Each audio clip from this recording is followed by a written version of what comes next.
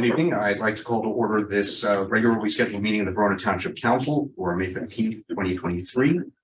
Before we begin, I'd like to entertain a motion from the floor to accept Mrs. Christine Gould as our clerk pro tem for this evening. She is properly licensed and certified for the role. So, do I have a second?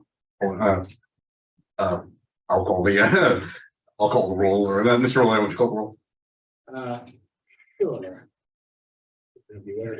I'll just go around the room. Councilman Tamboro? Yes. Councilman McAvoy? Yes. Councilwoman Holland? Yes. Deputy Mayor McGrath? Yes. And Mayor Roman. Yes. Motion passes unanimously. All right. Thank you very much, Mrs. Gould. Before we could you please read our compliance with the Open Public Meetings Act statement? The notice requirements of the Open Public Meetings Act have been satisfied with respect to this meeting of the Township Council.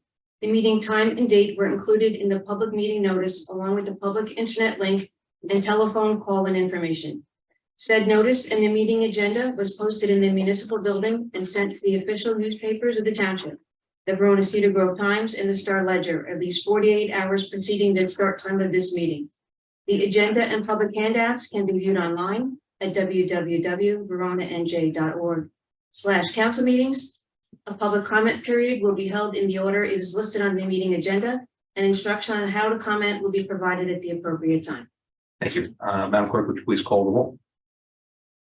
Councilwoman Holland? Here. Councilman Tamboro? Here. Councilman McAvoy? Here. Deputy Mayor McGrath? Here. Mayor Alex Roman? Here. And this evening, we also have present Mr. Steve Neal, who is our Director of Administration and Economic Development, the art that is not here this evening, as well as Mr. Roy, who is the Township Attorney, and the aforementioned Mrs. Gould, who is our clerk pro tem this evening. So everybody please rise and join me in the pledge of allegiance. Pledge allegiance To the flag of the United States of America and to the republic which stands one nation under God, indivisible, with liberty and justice for all. Before I welcome Mr. Coltrane up, I'll just make some opening remarks here just to say thank you. After the municipal election, I'm incredibly honored and very appreciative for everyone who voted to give me another term on the council.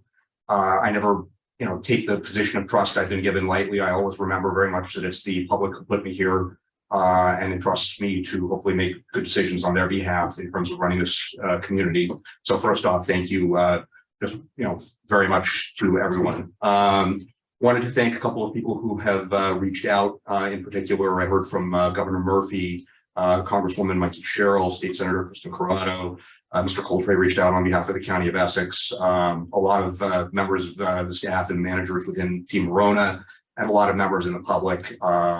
Trying to respond to everybody. I just genuinely appreciate it to everyone who has reached out to congratulate me. Thank you again. This particular election, we had a very engaged and very involved public. There were a lot of intense and very direct questions about the work that we've done, what our stances are on various issues. I want to thank the Junior Women's Club and the League of Women Voters, my Verona NJ, and the management and boards of the Claridge House for running candidate forums, for everyone to be able to hear from everyone who was running. My general take on this election, I felt that it was a great vote of confidence on what we're delivering here in Verona. We're so intensely focused on resident service, on maintaining our financial strength, on investing on our infrastructure, and recently in making sure that we deliver projects on a very rapid basis. I was thinking about this and the number of things that we're making here that I call 100-year decisions that truly shape the town for the next century going forward. There's a lot of them on the table right now. And I feel like we have the team, the financial strength, the ability to deliver on all of these projects. And it makes me just say, what a time to be working here with what a group. Been just very appreciative of everyone that is working here in Verona, all of our management team, everyone that's on our staff, all of our professionals and consultants. I really do believe this is a transformative period in this town, and I'm just very happy to be here at this point in time. So with that, I'll have some more comments in the rest of my report in a little bit, but I will invite Mr. Coltrane up from the County of Essex. Tell us about what's going on. Thank you, Mayor and Deputy Mayor. On behalf of the County Executive Executive Joseph DiVincenzo, both of you, congratulations. And from my point of view, it's enjoyable to come here and spend some time with you and see what's going on in the town. From my point of view, Verona is well managed, and the council and mayor are doing a great job. So thank you for the help. And the county is here to help whatever we can do. And starting with, I received a question regarding the boathouse. The boathouse is open. I walked the park over the weekend.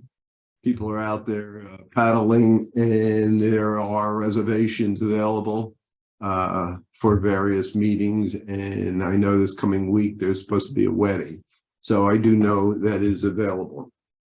We'll stick with the parks. We are having our fishing derby and throughout the county, but on May 18th from 5 p.m. registration, 6 p.m. fishing, 7 p.m. in the awards, and that's at Grover, Cleveland. On Wednesday, May 24th, they will be at Verona Park, same schedule. And on May 25th, which is Thursday, at South Mountain Recreation Complex again.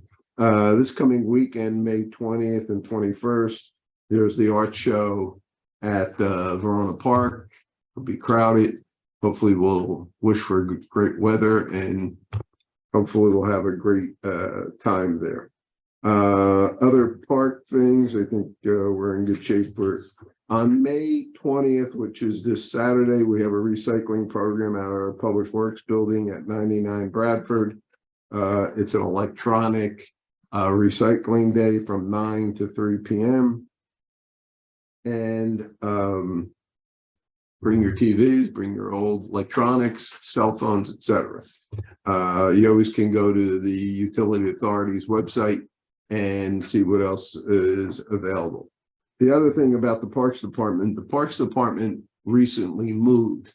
They moved to 155 Prospect, I guess it's Mount Prospect in West Orange,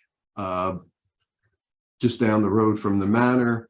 So if you need any permits or anything like that, that's the new location. Their old building is being renovated, the one in Newark. So it's a little bit more convenient for the residents in West Essex. So that's the new location, and their times are probably 8 to 4 as usual. We also have on June 3rd from 8 to noon, paper shredding, same location, 99 Bradford. And then usually that's from 8 to noon, and bring your old documents, your old tax returns, and they do it right in front of you. And it's a pretty good day. Finally, on May 30th, Mayor, on Tuesday, we will have our Mayor Zoom call, and everyone, most mayors jump on, or administrators get on, and we have various subject matters that we're doing with throughout the county. Basically, that's my report. Anyone have any questions or comments? The council? I do have so with regard to the boathouse, your position that it can be just rented by anyone that get the permits in the ordinary course. There's probably conditions that you have to abide by, but yes, you can rent the rooms and anything else that is available. Did the county used to run programming out of the boathouse or anything like that? Are you aware of any of them? Not in my tenure here Okay. that I know. All right, thank you. We did have resident inquiry about it. Also, with regard to Bloomfield Avenue, we did have an incident in the intersection earlier this year, and I'm not sure if has there been any county response? Are you anticipating any? I'm not aware of the incident, but I did speak to someone this evening regarding that area. So it's on my list for tomorrow's meetings. Okay. Councilman, are you referring to the car versus young pedestrian due to sun glare? That's yeah, it's the traffic lighting on Bloomfield Avenue, and also just safety around the park in general. Like there's just been a dramatic uptick in people not understanding that intersection. There's a lot of cars that end up just like sitting between the two traffic lights in the middle of the I've been there, done that. Yeah. And there continues to be an issue with the pedestrian crossings. I mean, just even in my own experience walking my dogs, people are regularly not paying attention at that intersection.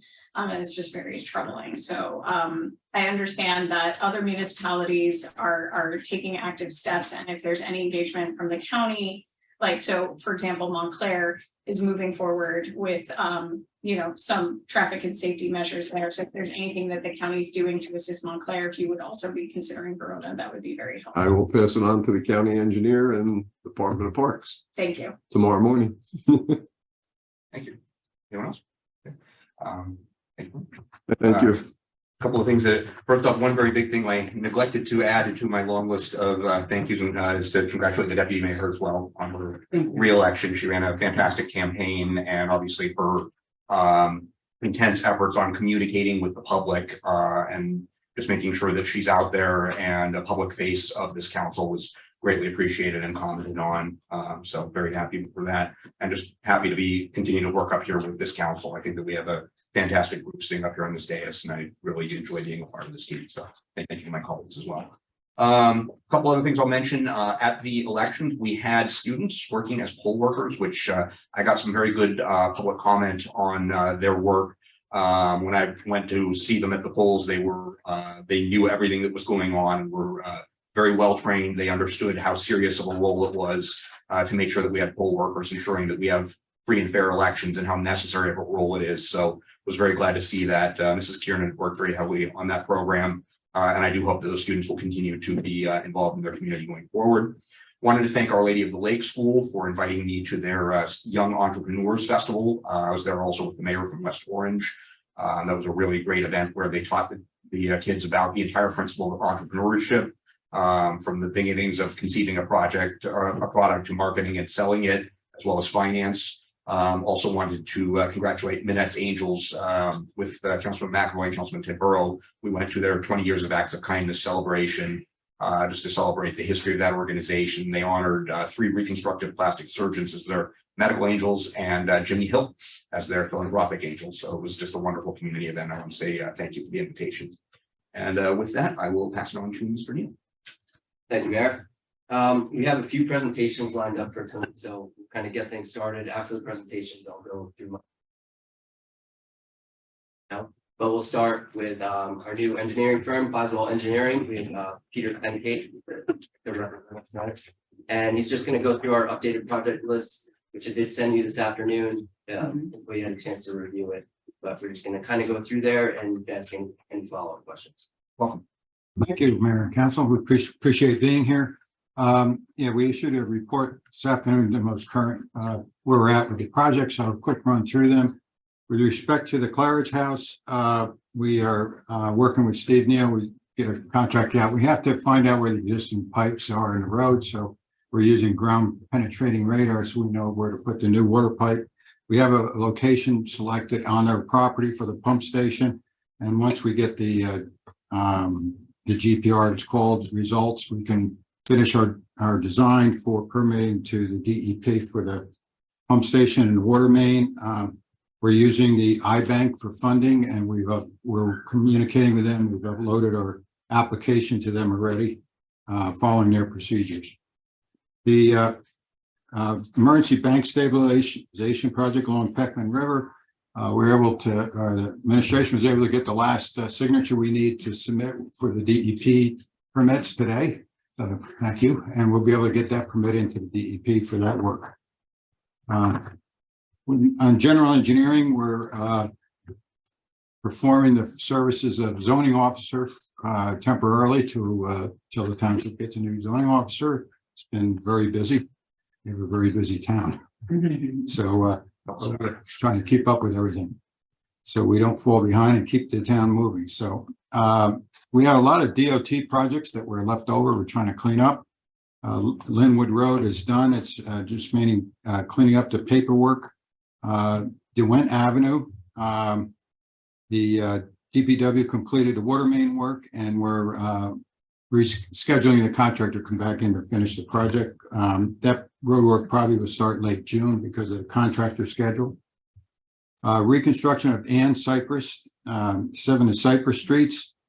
That's a DOT project. It was awarded to Midwest Construction.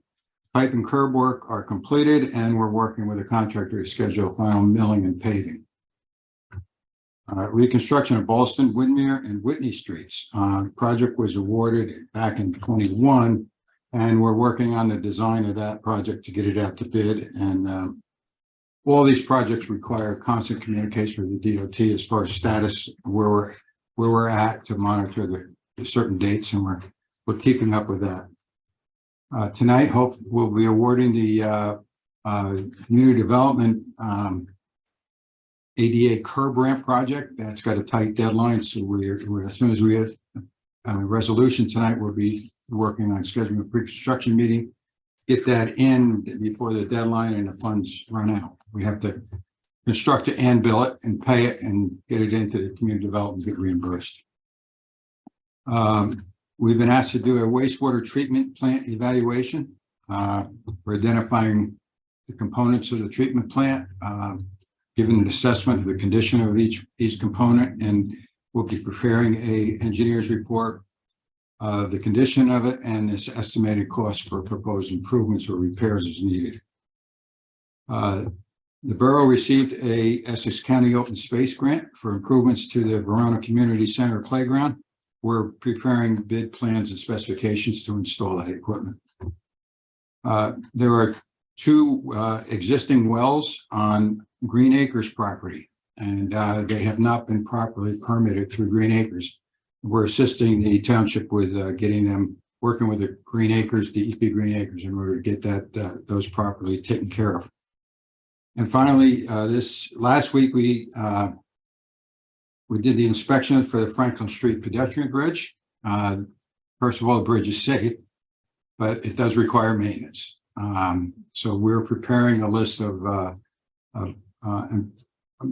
what's required. Some of the girders need a little reinforcing. They certainly needs paint, and there's some spalling on the abutment. So we'll be preparing a final report and getting it to administration. But rest assured, right now it is safe to keep it open. So that's all I have, unless you have any questions there. Just in general, first off, thank you for everything that you're doing, all your work for the town so far. You definitely recognize we are a very busy place, given our size, and we have a lot of irons in the fire all at once. One of the things that we had talked about at a recent meeting was the life cycle and scheduling of our road paving projects, and just a strong desire to make sure that we are able to start and complete within the course of a single year, and we don't have a winter stop down in the middle of any resident project or any repaving project. So we talked about essentially figuring out what our project life cycle is, and essentially when a must start by date is for a typical road reconstruction project. Obviously, the council has had some internal discussion on that. We're depending on our own management team to make sure that happens, but I did want to bring that up. Okay. If you had any thoughts on that in particular, as to strategies for that, or whether it's just simply as we move forward with the next batch of projects, we know what our life cycle length is going to be. Yeah, we can give that some thought. What we've done in several of our towns is provide a road assessment of every street, and we've ranked them as far as there's a DOT set ranking system, and what we do is rank them by how the condition of the DOT standards. We generally have two people go out and observe it, so we can do that with connection with your DPW, and then it can get ranked by best to worst. It can rank by district. There's a number of, once you have it on a spreadsheet, you can put it in any way you want. So that's one thing, and we can look at the life cycle issues there too, as far as what your concerns are. Right. Okay. That was just one big thing. And then the other question that I had was about resident assistance with zoning requests. If our residents or businesses need to work with someone on a pre-meeting or early discussion on a potential zoning application or other change to their property, when are people in the office? Who is their point of contact? What's the process right now for residents interacting with zoning until we have a permanent zoning officer? One of my associates is down here 2 days a week, 2 mornings a week, Tuesdays and Wednesdays, working out of engineering office down there. and we're always available on phone to call for a meeting. Okay. So, yeah, and a lot of times what I've done in other towns is if there's a bigger project coming in town and the engineers or applicants want to have a pre-meeting before it goes to a board, we can always set that up with, we can get DPW, police, whoever they want to look at a project. We've done that before, so that's available anytime. It tends to actually be the smaller questions. It Right. tends to be people that want to know what they're getting into. If they want to make a certain set of changes on their property, do they have to go all the way through zoning? Right. You know, what are they, the bigger projects, they hire a zoning attorney, an attorney, they tell them everything they need to know. It's more the homeowner or the small business person that ultimately is trying to get walked through a little bit of what to expect and determine feasibility of a project. So if they call and your staff is not in the office, who is the point of contact within Verona Township? Well, it would be me. Okay. And I've left a bunch of my cards at the building department. Okay. So, yeah, they can call me directly at my office. Okay. Anyone else on council? Councilman Devereaux? I'd like to thank you for your detailed report. This is very helpful for us to have right in front of us. Just a couple of questions. I appreciate the mayor bringing up the road paving piece because I was going to start there. I was wondering how much your firm can help. We have a software program, SDL, Spatial Data Logic, that we just renewed. How much experience you've had with that and what data you might be able to get into that system so we would have more accessible there. Let's think about the road paving projects as far as getting in the system when the roads are paved, what the timeline is, so we can try to centralize as much in this very expensive but also very useful software system. Is that something that you? Well, I'm personally not familiar with it. We have young people that are very familiar with computer. That's fine. So, full confession, that's why you have a staff behind us. And we do a lot with GPS and implementing stuff into the, data into a local town's computer system. So be happy to work with. In fact, we've had our GPS guy down here once already to make some assistance and recommendations. So yeah, I'd be happy to work whatever Steve will want us to get into, and we'll be honest with you what we can do and what we can't do. I appreciate it. It would certainly be helpful. One question on the bridge too, if you would be able to look into this for us or talk to Mr. Neal. I've gotten complaints about that bridge being slippery, very slippery because of the way it is. I'm also not very friendly to our four-legged friends either.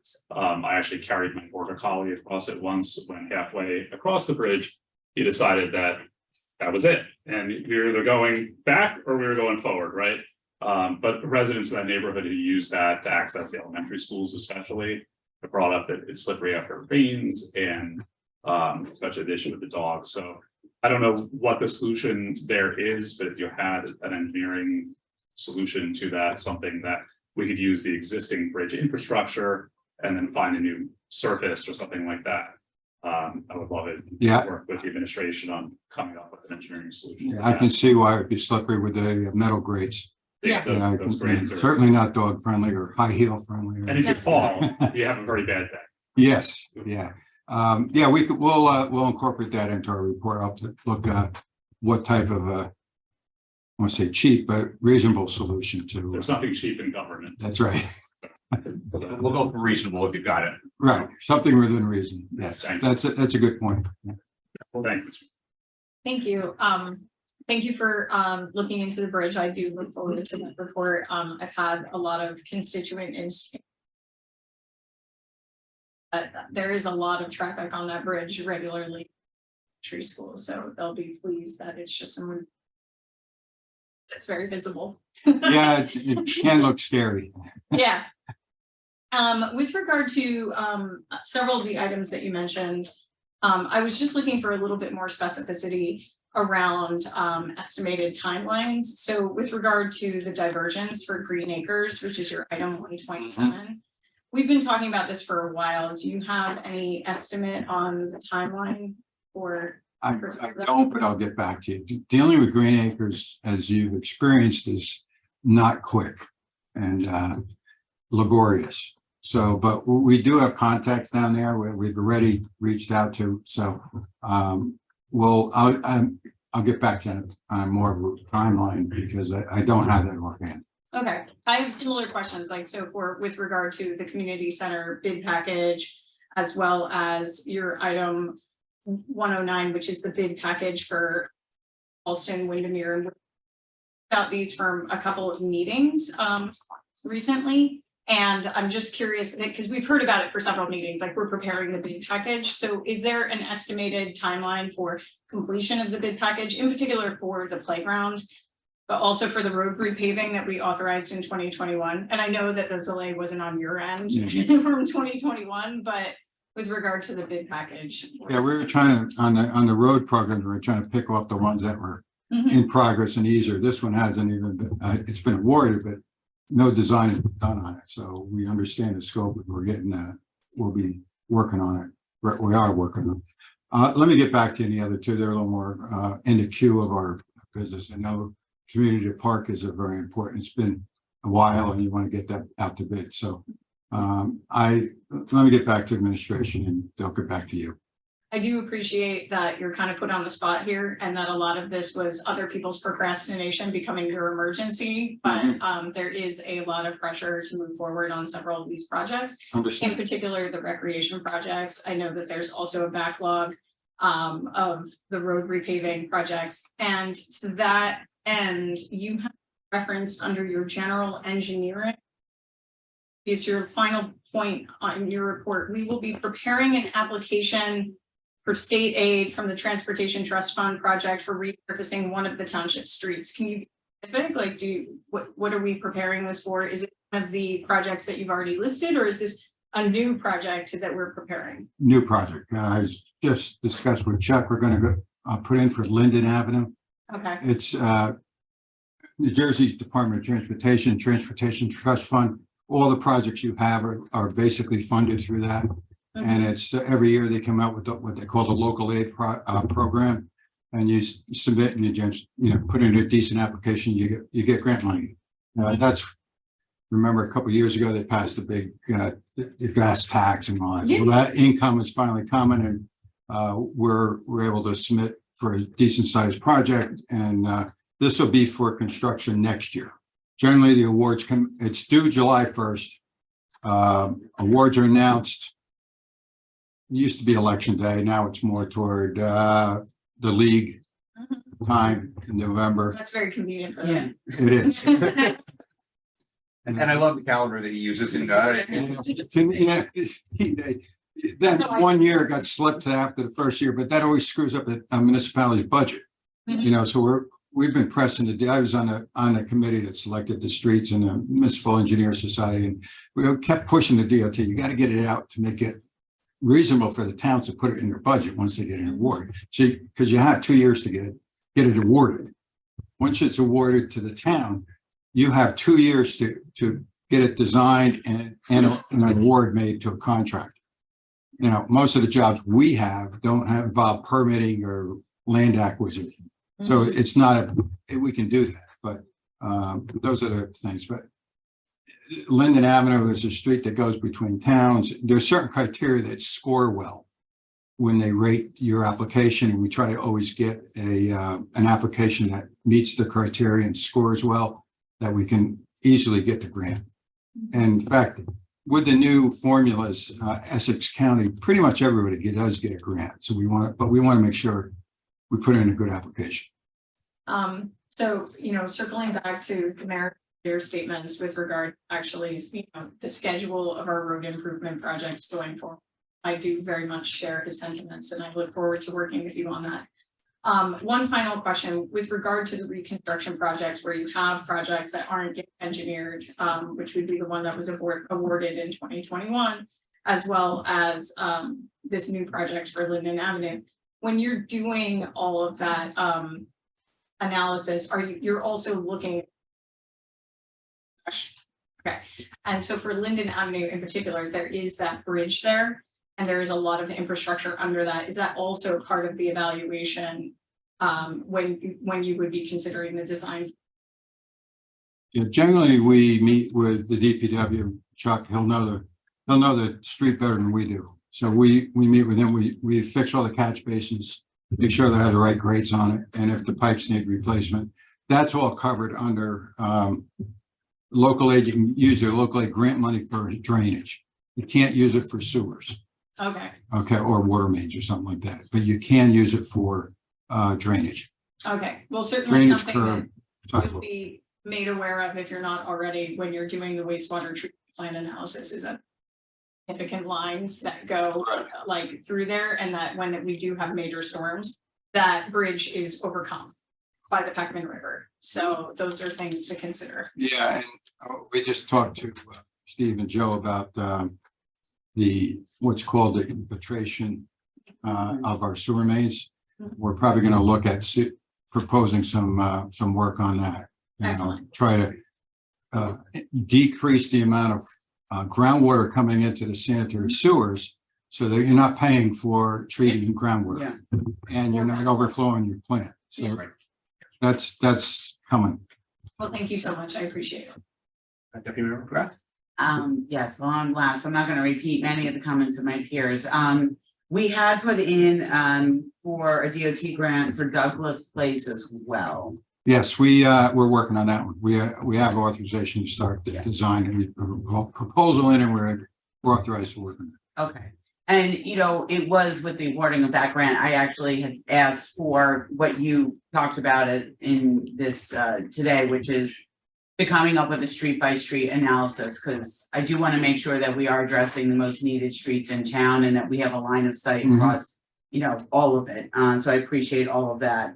And I do just want to reiterate just with the community center, well, all these projects are urgent. And again, like on Ann and Cypress, they lived through construction the entire winter. So we're glad that we're moving so quickly ahead on that. But we had to literally tear down a playground next to one of our, you know, key assets, the community center. And so it's just, you know, it's a really terrible look. So I'm just, I know that Mr. Neal is pushing forward this project and that it wasn't engineered correctly before your arrival, which again is nothing to do with your firm. So I look forward to your firm's take on it so that we can finally move that project forward. It is really overdue. Okay. Minor, but important, because again, like it represents when you have people from all other towns coming to our field complex, our community center, and they see a playground that's like just studs and with a fence around it. It's, you know, really a bad look for our community. So we appreciate all of your hard work, and we've heard great things so far, and now we look forward to a lasting partnership. Yeah, we do too. And yeah, I'll get back to you with dates that we intend, what we can do realistically. Thank you. Councilman McAvoy? Sure. Mr. Tenke, you spoke of the wells. We're dealing with Green Acres. That's with the Fairview Avenue well. Yes.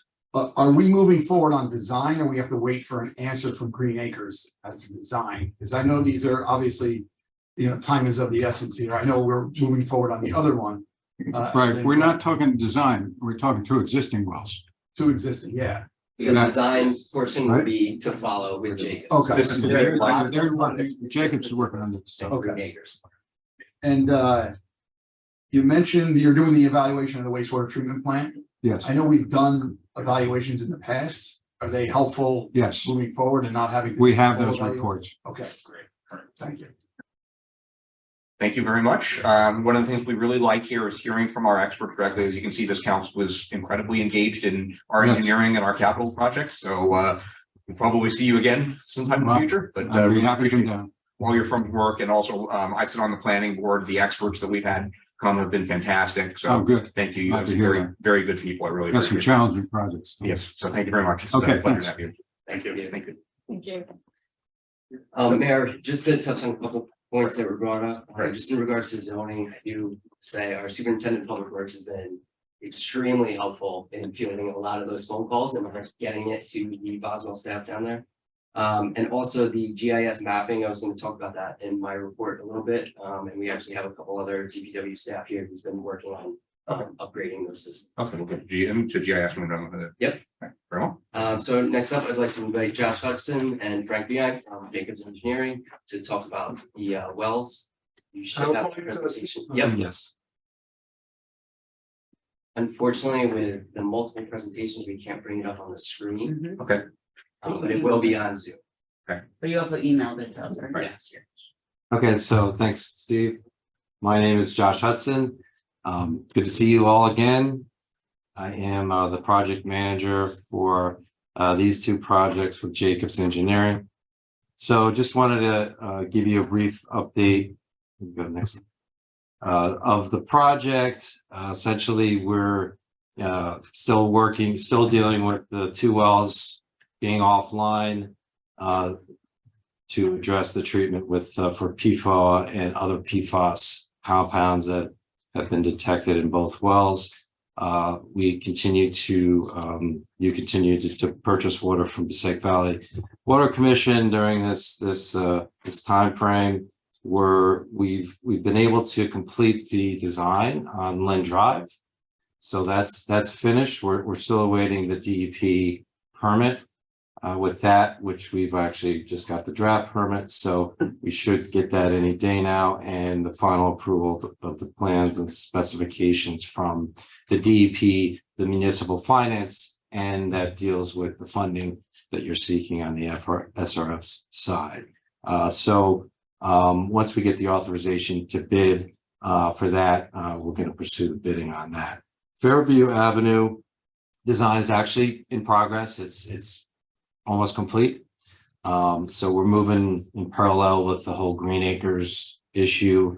I'm being optimistic that that at least for this new infrastructure, given its importance, that maybe that's gonna move faster than typical. But Boswell's working on that, so we've been in touch with them on that. So next slide. So just showing a slide, we completed what we call rapid small scale column testing, RSS CT testing, sampling from water from both Lynn Drive and Fairview Avenue. We got good results on the testing for the ion exchange resins that we tested. 3 of them all performed well, giving you at least 18 months prior to change out of the media. And so we're going to include all 3 of those in our specifications when we go out to bid. Showing a slide here of the upgrades at Lynn Drive. So, you know, as we discussed before, that we're essentially going to be utilizing the existing space in the annex building.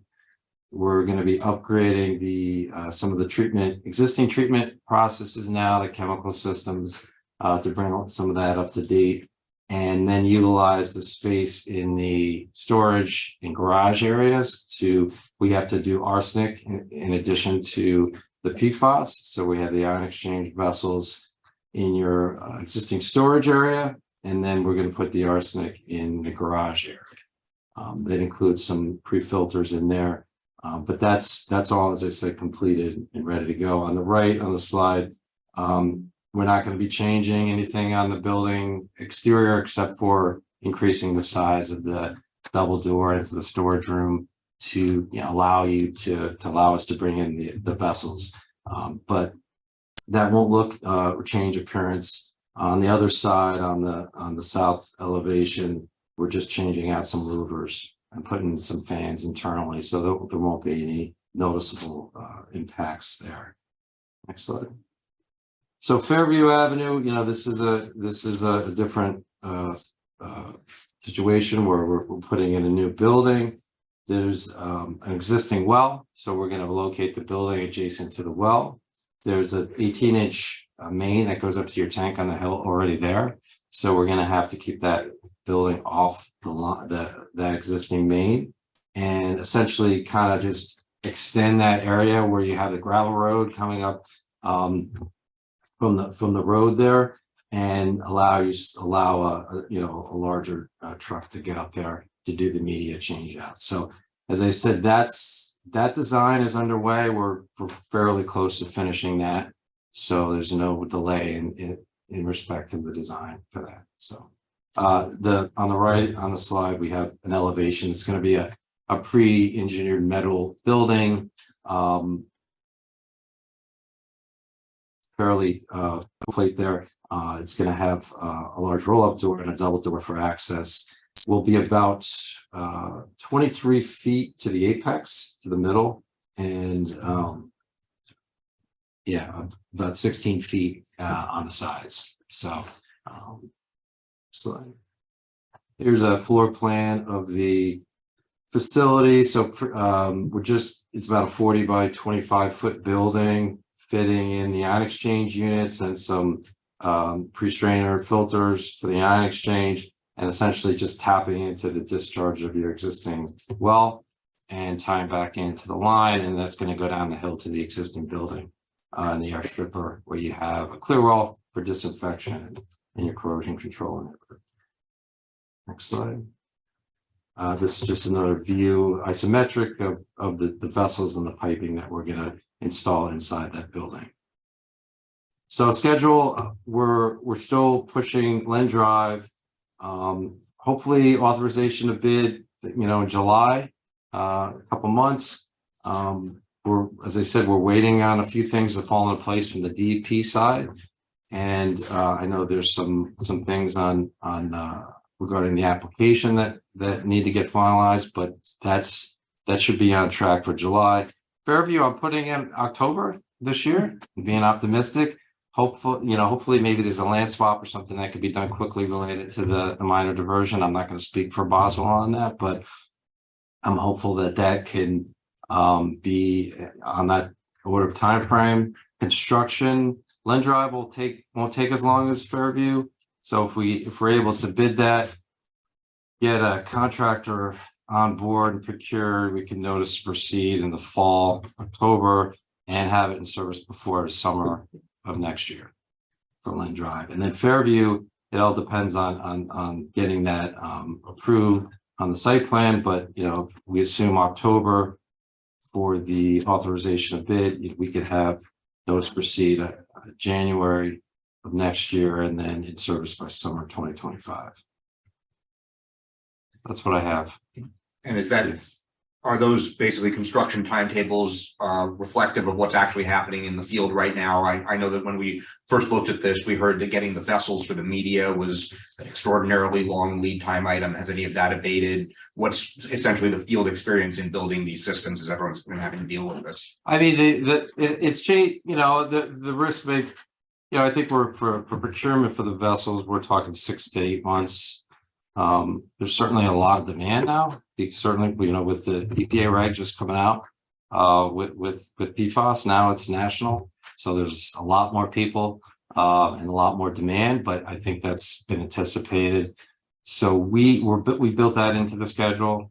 I'm working off, 8 to 10 month in service time frame that we're going to put onto the general contractor and the bid documents for Len Drive, and Fairview is probably closer to 14 months total. And then, but that's going to be written into the contract. So really it's just a matter of getting our approvals, so we can get this going on the funding and DP side. That's going to be the driver here. Okay. And then the last, we got a set of engineers' estimates on these systems, which, if every time that we get a new estimate, it's more money than the last time we talked about. Is that based on where did that come from ultimately? Is that a recent project where, Well, I mean, we did a specific cost estimate earlier on the projects, which things haven't really changed that much. So that estimate, we include a lot of contingency, that we know that it's, things tend to go up as you get closer to it. So we feel pretty good about those numbers, but obviously market conditions are going to drive that, and when you go out to bid, things really depends on the contractors and the interest you get in bidding it. But I feel pretty good in those numbers not being off in terms of it's not going to be a lot, more than that. I don't think so. Okay, and you mentioned that the media that you had evaluated, the 3 types of media, and that they're all going to be acceptable for use. Is there anything within the system otherwise that's single source, or is the majority of this relatively commodity or swappable components that someone the lowest bid on the system? The latter, yeah. So that's why, and that's the reason why we wanted to test multiple media and put them in the specification to give that competitive aspect. Same with the vessels. There's a number of suppliers that provide those that we're specifying that are acceptable. So there's nothing that's going to be single source that's going to put you in a bad position. Anyone else on the council? Deputy Mayor. Yes, thank you. So the cost, I know it was in another memo, so each well, was it, refresh my memory on what each well is gonna cost? The number we had for the building on Lynn, I think was 2.5 million, something to that effect, and Fairview, I think it was about 3. All right. It's around 5 total. Yeah, so 5.5 total. So, those were, we when we actually issued the bid, we'll have a little more specific breakdown which we did that for Lynn. It's actually the number that we have is probably a little lower than what we have there, but it doesn't include the contingency that we had in that first summer. So that's the number that we feel, is a better number to use for funding and budgeting. Okay, and then so it goes into the iBank, which thank you so much for navigating that process. And there's all this money floating around. So do we have to go out and once it's in the iBank, are we going out to bond for 2.5 million plus 3 million? Or if it's in the iBank, we just can roll forward and start going? Like, how's that work? Well, there's a process, right? So you have the bond and the short-term bond and the bridge loan on that. But essentially, eventually, when you close on that, that's going to be you're going to get the lower interest rate, and that's going to essentially be taken care of by them. And then you're going to, I think, do your own bonding, prior to that point, because you have other costs, soft costs, that you're dealing with now. So I know that you're working through that. Steve can probably speak to that better than me. Yeah, so we'll have some of the construction oversight costs, some of the additional engineering costs that we'll have to bond for too. I think we'll be able to include that, but there's only a certain percentage of soft costs that you can include in the HQ. Yeah, they're pretty, I mean, they're gonna give you the full, I mean, we're not gonna be over their thresholds for that. So I mean, you're gonna be essentially able to get fully funded from that funding source eventually, right? So it's just a matter of in the interim having your your cash flow right there. But I mean, but it's it's essentially a full service entity. Okay. And of course, we're going for congressional funding, senator funding. There's a lot of funding going around. So Yeah, I think so. Yeah. we're trying all that. Yeah, Steve is working with that. Yeah, and I think some of the hope is there's rumors, don't want to sell anything, but that Yeah. some of these loans will be forgivable Yes. or large percentage. So. Okay. But we have to make a go, no go decision at some point, at least on the first wells soon. Okay. That's it. Councilman Timber? I appreciate your presentation. It's been very helpful. I do have an item for our administration for council discussion. I am very concerned about the design for the building. A 1,000 square foot metal prefab building, but in the middle of a residential neighborhood is not going to go over well with the public. The current well building that is there is brick front. So I would hope that we could look at potentially building a facade for that building into our design. A 16-foot elevation in the front and 21-foot peak on the side. That is a pretty imposing building. It is across the street from an educational institution, but at the same point, it's in a residential neighborhood that has some character to it as well. And basically putting a Morton building in the middle of that residential neighborhood is very out of character for that building. So I think that we should, as a council and an administration and a firm, be looking at, is there an inexpensive but more visually attractive facade that can be built on the outside of the prefab building that would make it look a little less like somebody dumped a barn in the middle of Fairview Avenue. So regarding that, so we had early on in the project, I mean, the existing building is right off the Hillwood Terrace. Is it? Yes. Yeah, it's visible from the street. This is not visible from the street, right? This is in the woods. So you won't be able to see it. It's up. So you have to, so if you're on Hillwood Terrace, you take that, there's like a gravel road, you take up to the existing well. It's back into the woods. It's not viewable by any road. So it's the people, there's a path, I think, that people use and they walk by it where the existing line is, but this is not going to be viewed, something that you can see off the street. So part of the reason when we originally, early on in the project, had included that assumption in there, just because from a cost standpoint, it's much cheaper to go than a, block I building. understand that, I just don't look that way. Yeah. As somebody who drives that street a lot, during the winter, you can very clearly see into what's over there. Okay, Something we'll discuss. Okay. We have a meeting this week, so.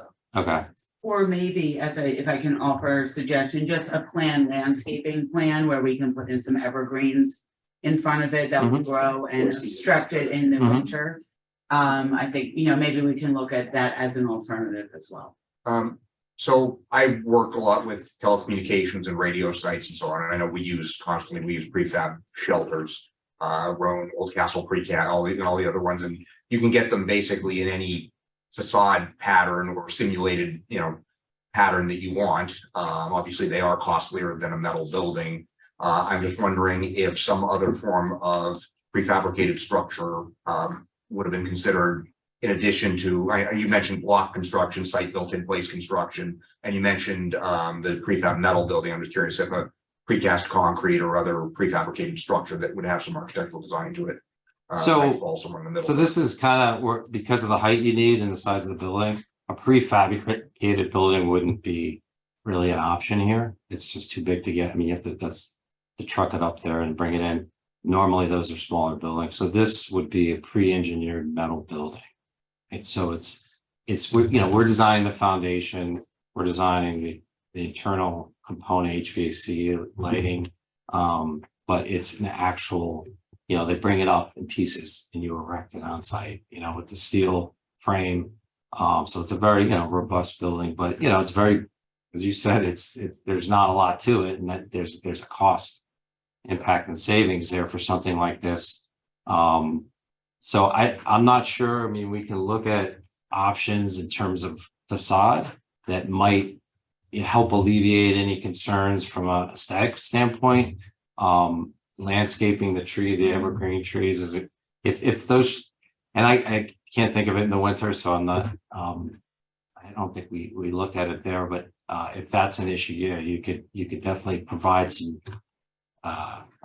barrier to the street there, but And also, you need to look from Crest Hill as well. That land is very close to the dead end of. that's the Crest Road. development on the Yeah. west which side. is- Yeah. It's on the west side of that, and it hooks all the way around. Yeah. those woods. Yeah, no, I think the tree, the evergreen tree, certainly from a cost, and we have to take down some trees to put this building in, so we can put some, But we're not gonna be able to bring in evergreens. 21-foot evergreen trees right away. What's that? So we're not gonna be able to install 21-foot evergreen. trees. No. So that's not really not gonna provide immediate relief for those residents who will be looking at this building, they're back there. I think this may call for a field trip and some corner stations. Yeah, something yeah. at some point, Yeah, trying to yeah, figure out absolutely. where exactly this is and how big it's going to be and try and have a look, but it's okay, Councilman. Thanks. Moving on from the aesthetics, one of the things that had been in one of your prior reports was the implications of the EPA regulations. So I know that they're not final regulations at this time, but are you designing this to be a bit future-proof, right? Because that standard is lower than our existing standard here in. Yeah, that doesn't impact our design or you. It's that we're putting in the treatment to remove the PFAS. So it's the standard now, is 14 and 13 parts per trillion PFAS. That's going to 4. Mhm. And your detection limits are anywhere from 2 to 4 right now for most of your labs, but removal is going to be the same. You're removing everything you have, and so it's common in the accepted practice, whether it's GAC or ion exchange, you have a lead lag configuration. Mhm. So your first, it's in series, excuse me. So you're gonna essentially run both systems, the water through both systems. When you start getting breakthrough for the first lead vessel, that's still going through the second vessel. So you never have a period of time where you're actually having breakthrough out. of the effluent. So you're removing everything going out the effluent on the effluent side of the lag vessel. So that's the way you do it. Okay, so I just. But yeah, it's that It's a lot hasn't of changed. money. We knew that, yeah. No, yeah. Yes. Now, yeah, I mean, for this type of treatment, it has no impact. For the large water treatment plant, potable plants, our other clients, this regulation lowering the PFAS is a dramatic change to them, because they were under the previous 13, but now they have to deal with this lower limit. So this doesn't impact what we're doing here. It's all being removed. I guess that's where I'm struggling. So it's all being removed here. Is it just because we're installing a different type of equipment than what your other clients have installed, or is it just like? No. But so the examples I'm giving you on surface plants, they don't have the treatment. So okay. there's only a few. There's ion exchange, GAC, and then there's membranes. There's NF and RO. Those are the EPA accepted. There's things coming down the pike on terms of technology, but those are the accepted practice. The surface water plants, they don't have that treatment now. So it's but they're below the current MCL. So okay, so your point was that they hadn't installed they haven't had any treatment. So the treatment that's the pressure vessels and the media removes all of it. And so that wouldn't change whether the MCL is 13 or 4. And what in your understanding, what are kind of like the maintenance costs, right? So if we have the upfront costs of, I don't know, $5 to $7 million associated with these well remediations, what is the ongoing maintenance obligation associated? So for your on exchange, the main O&M OPEX costs have to do with the media changeouts. So that's why you want to extend the media change out as long as you can. So you run your lead vessel so until you get maybe 50% breakthrough exhaustion, and then your lag vessel you can eventually switch it and become the lead vessel when you change out the previous lead vessel. So it's the costs associated with your OPEX are really going to be geared towards those change outs that you have every year and a half, 2 years. So the cost of the media is the main costs that you have to deal with and work that into your operational budget. There are some other costs, that you have with your arsenic system. You have some, chlorine that you have to use, but, fairly minimal, not really changing much in your pressures going into the system. So it's essentially your media costs. That's going to be. How much are the media? What I are don't think those we media have costs? those. Do you have like a back of the envelope? Or you can get back to me if you don't have one. I don't know if Roughly, 300 cubic foot.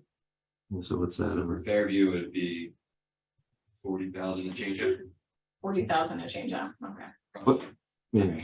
It's just important to have that understanding of like what the upfront capital expenditure is and then what the ongoing maintenance of it is in terms of like a water utility where we have to maintain it and we are funding that through our ratepayers. Yeah. So it's just, it's interesting to understand that. Yeah. So we'll get some better numbers for Steve and Joe in terms of the operational costs. We're actually doing a review right now of the costs of the media. So unfortunately the media costs, like a lot of things, but especially with that, it's pretty volatile right now. I mean, yeah. So another reason you want to keep number of vendors as an option. So it has gone up quite a bit for some of them more than others. So things should stabilize though, in a few years, because this is kind of the beginning where nationally this is happening. So there's going to be supply and demand that's driving that. But that those numbers we're going to provide are going to be today. No, I understood. I'm not going to Yeah. So that quote. Yeah. Just generally having that idea. And I understand that, more broadly, as we look at our utility, we are considering a rate analysis as well, just to understand like the ongoing maintenance and service quality expectations up to our But also balancing that with like, affordability, right? Because at a certain point, like, it's just not affordable. Yeah. It's So, expensive. thank you. That was very helpful and I really appreciate the work that you've done here. You've provided very robust reports, so. Just a couple of quick other questions. You talked about the competitive abilities of the different media types. Are we locked to a particular media once we build the system? Let's assume that the media that we choose goes up in price too much. Are we able to use something else thereafter without a redesign? Yeah, you're not locked into any media. These are very standard. You have a 7-foot diameter vessels at Lynn Drive and 8-foot at Fairview. They're essentially a lower profile than you use with another media like GAC. You can't use them with that, but you can use them for any ion exchange media, and they will. Okay, so we're able to basically spec these. They're not 3 types, proprietary, yeah. and then if we need to change out later, we can. Correct. And then also other contaminants of emerging contaminants of concern. Is this going to provide filtration for other things that may not be regulated at this time? Kind of asking you to look into your crystal ball since you live in this world more than we do. Well, if you're talking about things like 1,4-dioxane, which you don't have when we tested for that, right? That's a big emerging, that a lot of them are looking at. That does not treat for that. That's a different treatment. But you don't have that, when we sampled, you don't have that. And there's a lot of things. I mean, the nice thing about what the ion exchange media is you can treat short chain versus long chain. So those aren't regulated right now, the short chain. So there's a little bit better results for that. But in terms of other emerging contaminants beyond that, it's not gonna, but I don't think we see anything that, in the near future that you guys would have to. The only thing I don't want to do is build a building and then realize, oh, I need more building. Yeah. 7 years down the line from that. Yeah, it's always a balance, right? Because we're building this building, but we don't want to build this huge. I mean, right? You want to keep as small as we especially in the wooded area. You want to keep it small, so we're trying. I want to make intelligent decisions with kind of whatever information is on the table at Yes. this point in time, Yes. just so that, we've at least considered everything that has a reasonable likelihood of.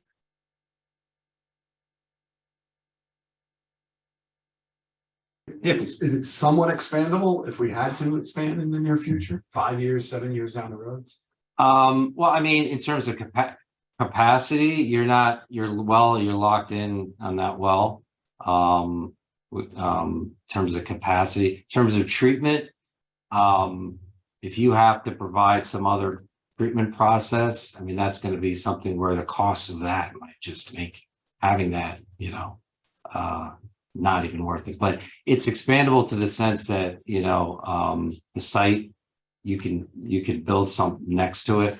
The building isn't necessarily designed to easily, be modular, to do that. Lynn Drive, we're using every square inch of that building. I mean, one of the things, that the goals here was to put it inside your existing structure. You didn't really want to put a new building outside or put it outside, have it subject to frost or heat tracing. So you're kind of limited in that sense. Fairview, though, you definitely could put something else there adjacent to it. You'd probably be a smaller annex, maybe that would be a prefab or, but you have the space around it if you needed to do that. And there is some room inside the building. I mean, we're not making it so you can try to give it some space in the front if you have to add something reasonable in terms of size and footprint. Again, same thing as long as we're just not painting ourselves into a corner. Yeah, no, I understand. I mean, you're trying to look ahead, but as I said, there's nothing that we see based on what we sampled for that, is gonna, they really need to consider this in 5 years, 7 years. That's all I really wanted was to kind of hear that the engineering analysis had been done in that realm and you considered it, are advising. Yeah, it's best, on what we know now, yes. Okay. Anyone else? All right, well, thank you very much. Sure. Thanks for having me. Again, we always appreciate our professionals who would come up here and get some very intense questions from us. Pleasure to be here. Thank you. Thank you so much. Okay. All right. All right, we'll continue on. We do have a presentation, Police Department's annual report.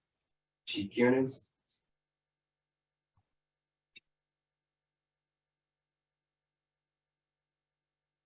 Good evening, everyone. It's going to be viewable, or I just sent the link to all of your emails just in case.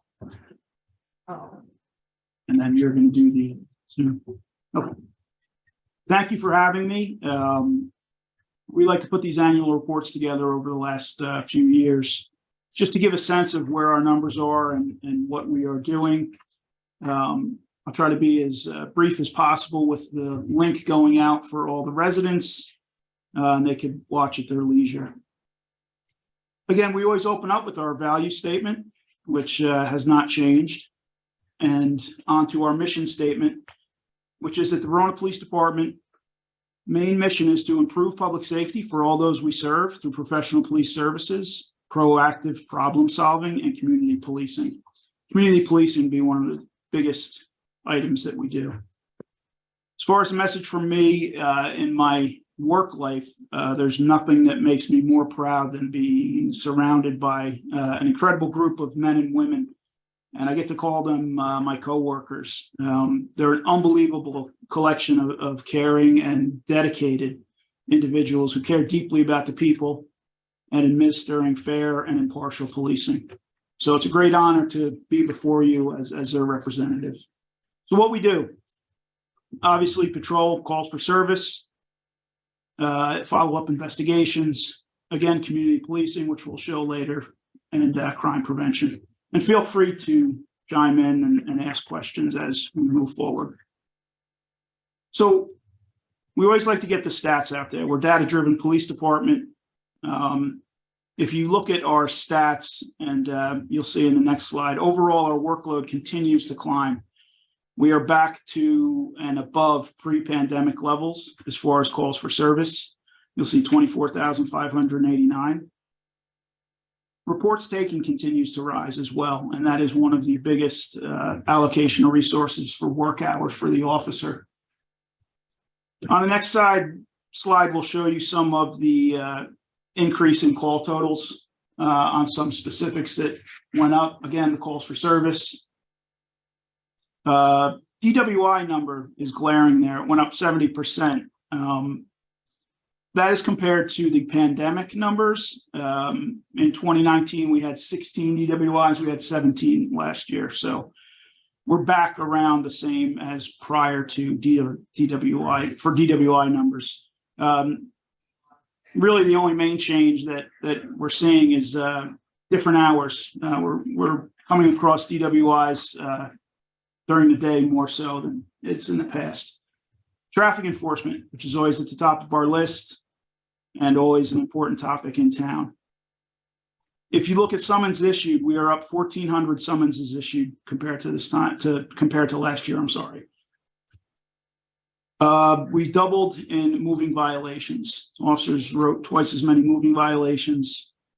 And now we have warnings there, and it's important to list the warnings because when we issue a written warning, it is captured in the InfoCop, what's called InfoCop database. So when that person does get a warning, if the officer deems it appropriate that a warning is an appropriate action, there is a record of that warning that other police departments and of course Verona would see if that driver was stopped again.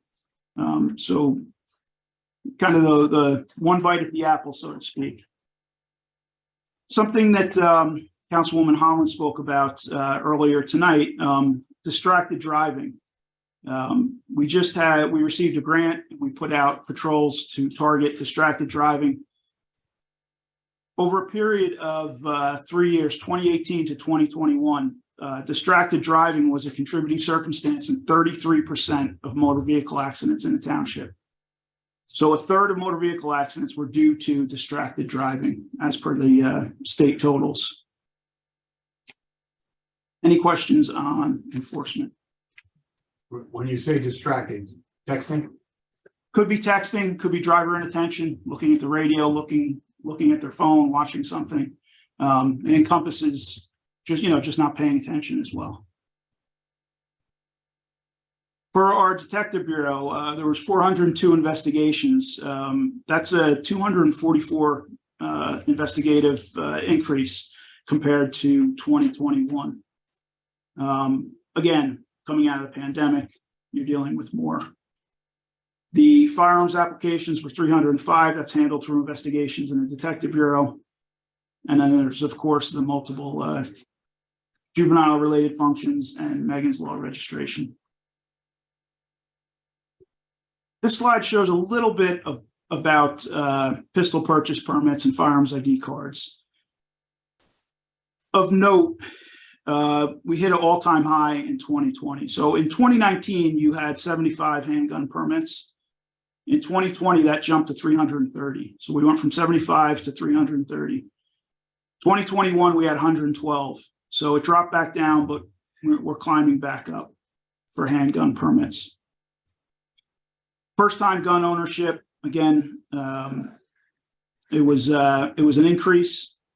All-time high was, again, 2020 when we had the most, and went down to 57, back up to 60. So first time gun ownership. Part of what we did was we partnered with Be Smart, which is a campaign which is endorsed by all sides as far as safe storage of firearms. Obviously, all sides are dedicated to protecting children and raising awareness with the importance of secure gun storage. So in 2018, we started handing out literature, and we partnered with Be Smart, and we actually had them to a couple of local events, including National Night Out. And we're happy to see that in 2022, the New Jersey State Police entered a partnership with Be Smart. So again, we're very proud that we were a bit ahead of the curve there, and it is a good message as far as safe gun handling. So social media, obviously you have to have an effective social media team that is overseen by Lieutenant Anthony O'Connor. We push out community events, human interest stories, and we utilize it for crime prevention and awareness, as well as general safety issues. We've been very successful with our program. We reach a lot of viewers. We try to stay relevant and try to keep it interesting. One example would be as far as car theft, which is always a problem. We'll post a video if we have it from surveillance and see how quickly someone could take the car, someone walking into a business and someone pulls up. It's a mere second. So we encourage everyone to secure their vehicles at all time. You can see that slide. The person just jumps out and jumps into the car. So it can happen in a moment's notice. Next slide is basically the same thing. Again, we will air these. We'll put a link to this so people can watch it at their convenience. But again, to get the message out, sometimes these videos hit home. So our community outreach program, it's one of our most important programs. It is overseen by Sergeant Robert Giuliano. And we try to be at everything and everywhere in the true omnipresence of law enforcement. Obviously, it's the relationship we have with the community, because our officers are part of that community and grew up here. Many still live here, and many are alumni of Verona High School. Currently, we're doing bike rodeos at each of the grammar schools. So that's going on, just went on today as well. So part of the community outreach, we'll go into the classroom. As Dr. Tamboro knows, at the high school, we'll discuss criminal justice, driver's education, interacting with our sports programs, to reading to the grammar school students. We're out and interacting with the community and trying to engage our most valuable resource, which is our youth. A few more shots. Basically, you'll see us everywhere we can be. One of the programs we jumped into about 3 years ago under the direction of Juvenile Officer Joel Martin was the Verona High School Capstone Program, where we accept interns in the police department. It's been a great success. We have students for 5 weeks. We run them through a myriad of training and Verona police exercises. On this slide are some comments by last year's students on their wrap up, and I'll just highlight one that the individual wrote. Coming into the internship, I really did not know anything about law enforcement or what a police officer does on a daily basis. However, participating in this program, I learned police officers do so much more than I ever imagined, and also how they are a benefit to the community. So very positive feedback with our intern program. We actually just started our 2023 program today with 2 individuals. Learning, training. We are big on training with the Verona Police Department. We do believe that that's what keeps a lot of our numbers low when it comes to use of force and as well as complaints. So Verona police officers had 125 in-person training and 2,000 hours. It's almost the equivalent to a police officer 2 days a month coming from their patrol duties to go to training. Some of the training we highlighted on this slide, but again, all integral parts of law enforcement in 2023. Also part of our online learning system is something we administer through our policy management system. Obviously, we're going through our accreditation process led by Captain Paul Watkins. It's keeping us very busy.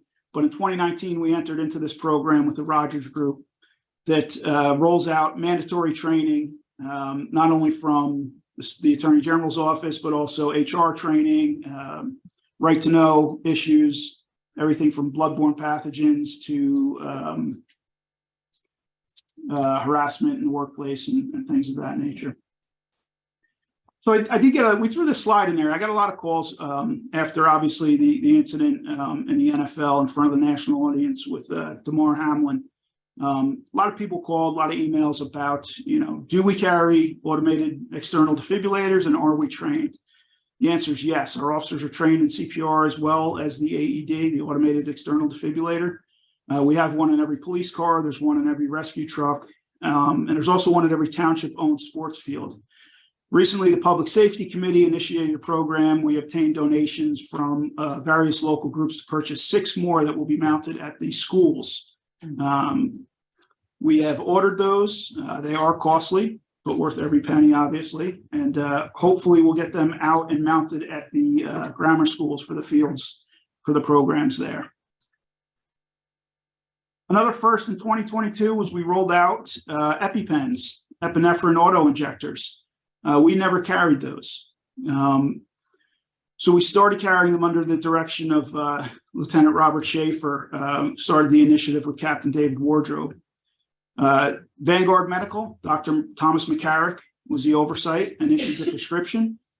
Training was provided by Rick Tempesta from the Verona Rescue Squad. And we get our EpiPens from the Medicine Shop Pharmacy in Cedar Grove, where Amin Amira pays for half the cost as a donation to the township. They've been deployed successfully 3 times already in the first year that they were rolled out, including one on a 9-year-old child. So very proud of rolling out the EpiPen program. We also rolled out the dechoker. A lot of people would see this. This was initiated by Captain Wardrobe. He's always on the cutting edge of what equipment and could serve the community better, make us more effective. The dechoker we have in each car, we still follow the approved protocol as far as Department of Health and EMT standards of Heimlich maneuvers, etc. But we just added this another potential tool, and God forbid all else fails. So they're waiting for full approval through the state for these devices. But again, we still do follow the standard Heimlich maneuvers, and hopefully these will be approved as well. There's 3 different sizes for the dechoker device. In 2021, under Captain Wardrobe's direction, he and Detective Robert McGuire became certified in what's called Gracie Survival Tactics. It's a certified method of defensive tactic training. We never want to just be a belt and tool dependent officer. Our first and most important action is to de-escalate through verbal tactics. But when that fails, we want safe alternatives to protect everyone involved. To prevent use of force incidents from occurring, we train our officers in safe and effective compliance holds that are effective and do not result in injuries. And interestingly enough, 10 months after we completed, Captain Wardrobe and Detective McGuire became certified, 10 months later, the governor and the attorney general issued Gracie Survival Tactics as the approved and mandatory defensive tactic training, which will be rolled out in every police department, hopefully by the end of 2024. We're already up and running, and we train on it a few times a year, more if it were up to us. Another part would be the what's conducted energy weapons, which people refer to as tasers, commonly referred to as tasers. They're approved for New Jersey police departments in 2009. Early in 2018, Verona Police rolled out these tasers as a less lethal option for our officers. In updating our equipment this year, we opted into a virtual reality simulator program that comes with the new tasers, the new approved tasers. We've already started training in that. That involves wearing an Oculus and virtual reality for all kinds of de-escalation techniques. We're the first in Essex and the only in West Essex to carry tasers. And we're one of 3 in the entire state that opted into this virtual reality training. It's not only, again, used for a call for person in crisis or special needs. It's basic role playing to reinforce the critical decision-making process. I'm not sure if the video will play, but basically this video is the officer puts on the Oculus. We also have a trainer and Sergeant Shepard, who's seated to my left here, who put together this annual report. Basically, he's one of the instructors, but they will see on an iPad what the officer's seeing on the Oculus. And from there, the officer goes through various different situations. You get the feel from the person in crisis. That starts your view, so you can understand what it looks like for the person in crisis when the officer gets there. It then throws you into, you are now the responding officer.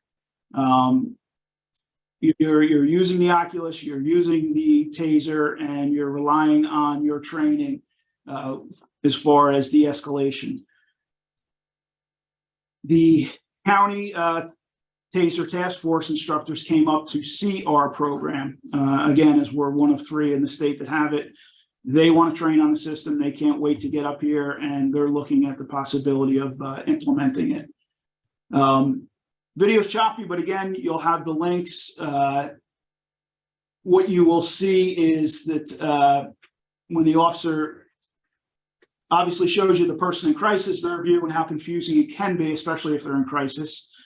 And then when you get into the officer's view, you are able to make decisions through the Oculus of what you do next. And then again, obviously it's virtual reality and gaming program, but I encourage everyone to look at that brief video. Chief, are all the officers carrying tasers or?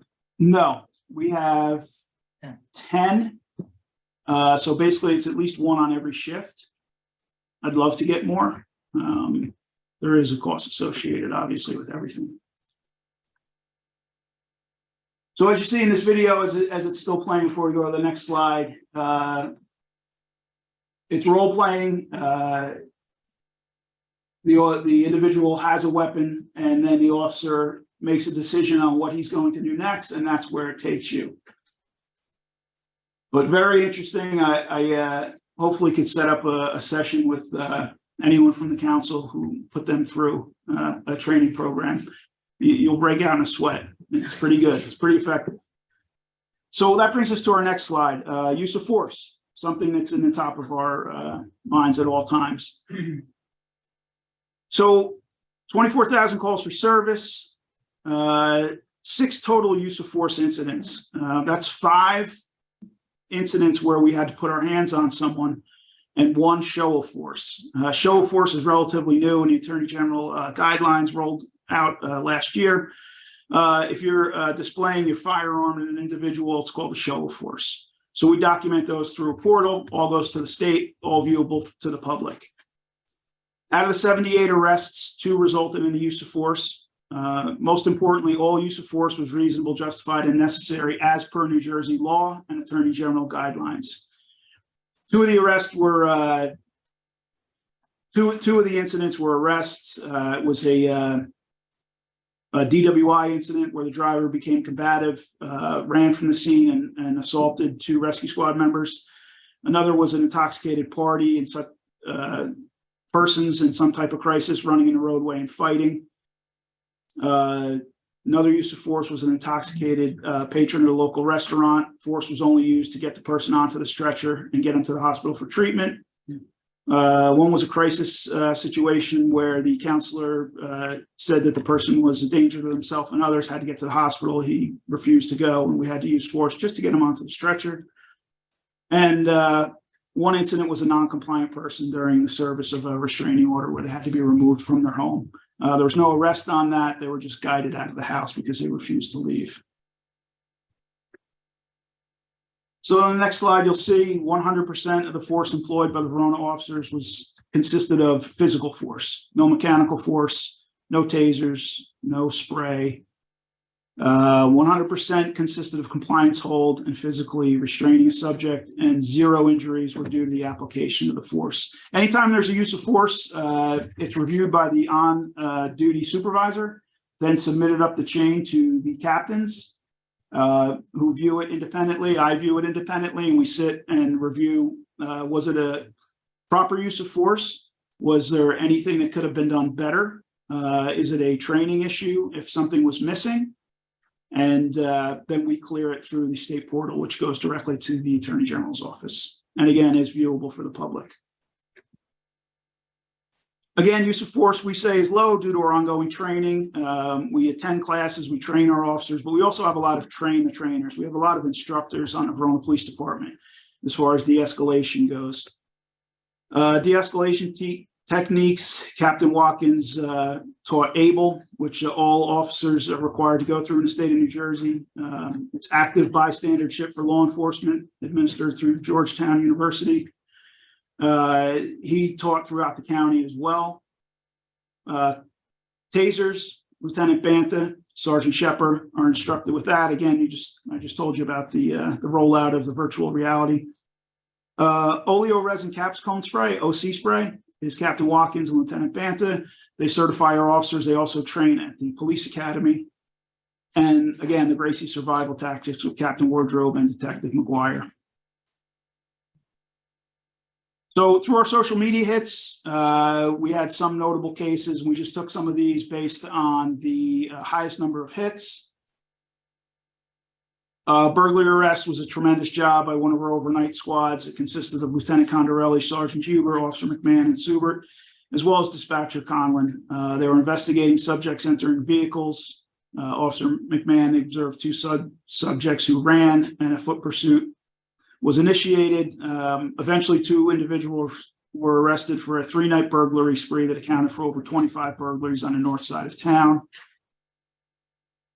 Stolen car crash, this one received a lot of hits. As I stated before, stolen cars traversing Verona streets is an issue. It's nightly that we scare off actors in stolen vehicles. Sergeant Shepard's seated to my left again. He could attest to that. He works the overnight crew. It's nightly that we are scaring off stolen cars. This particular incident was a result of Lieutenant Greco, Sergeant Shepard, Officer Saldudo investigating a report of someone looking in parked vehicles. They flee the area, and the stolen Jeep was stolen prior. A 15-year-old was taken into custody after a 2-hour search. Inside the vehicle were property belonged to numerous Verona residents whose cars were entered earlier that night. We had a situation again while investigating individuals that were burglarizing vehicles. Lieutenant Greco and Officer Saldudo came across a vehicle occupied by a 23-year-old male. Stolen articles were observed in plain view inside the car. The most frightening part of this one was that the male seated in the driver's seat had this loaded firearm directly under his seat. He was taken into custody without incident. That was a ghost gun, which is defined as a firearm that has no identifying markings, in essence, making it untraceable. Excuse me, I do have a quick question, Chief. How many illegal guns did you confiscate through the year, and how many ghost guns were the subset of that? We took this gun into custody. Was the only gun we confiscated from someone in the street. Okay. And it wasn't like a ghost gun. Okay, thank you. We got a lot of hits on the vehicle into a building. Thankfully, nobody was seriously injured in this incident. But the vehicle became airborne when cut off by another car and went through the building. And the one that received also a lot of hits was this 4-car accident. Again, this person was charged with driving under the influence. I spoke about this one earlier because the subject assaulted 2 rescue squad members who were rendering aid at the scene. We had 2 retirements. Officer Young retired. He grew up in Verona and served his community on the rescue squad prior to and during his tenure with the police department. Steve was a certified EMT and instructor for our own CPR and first responder training.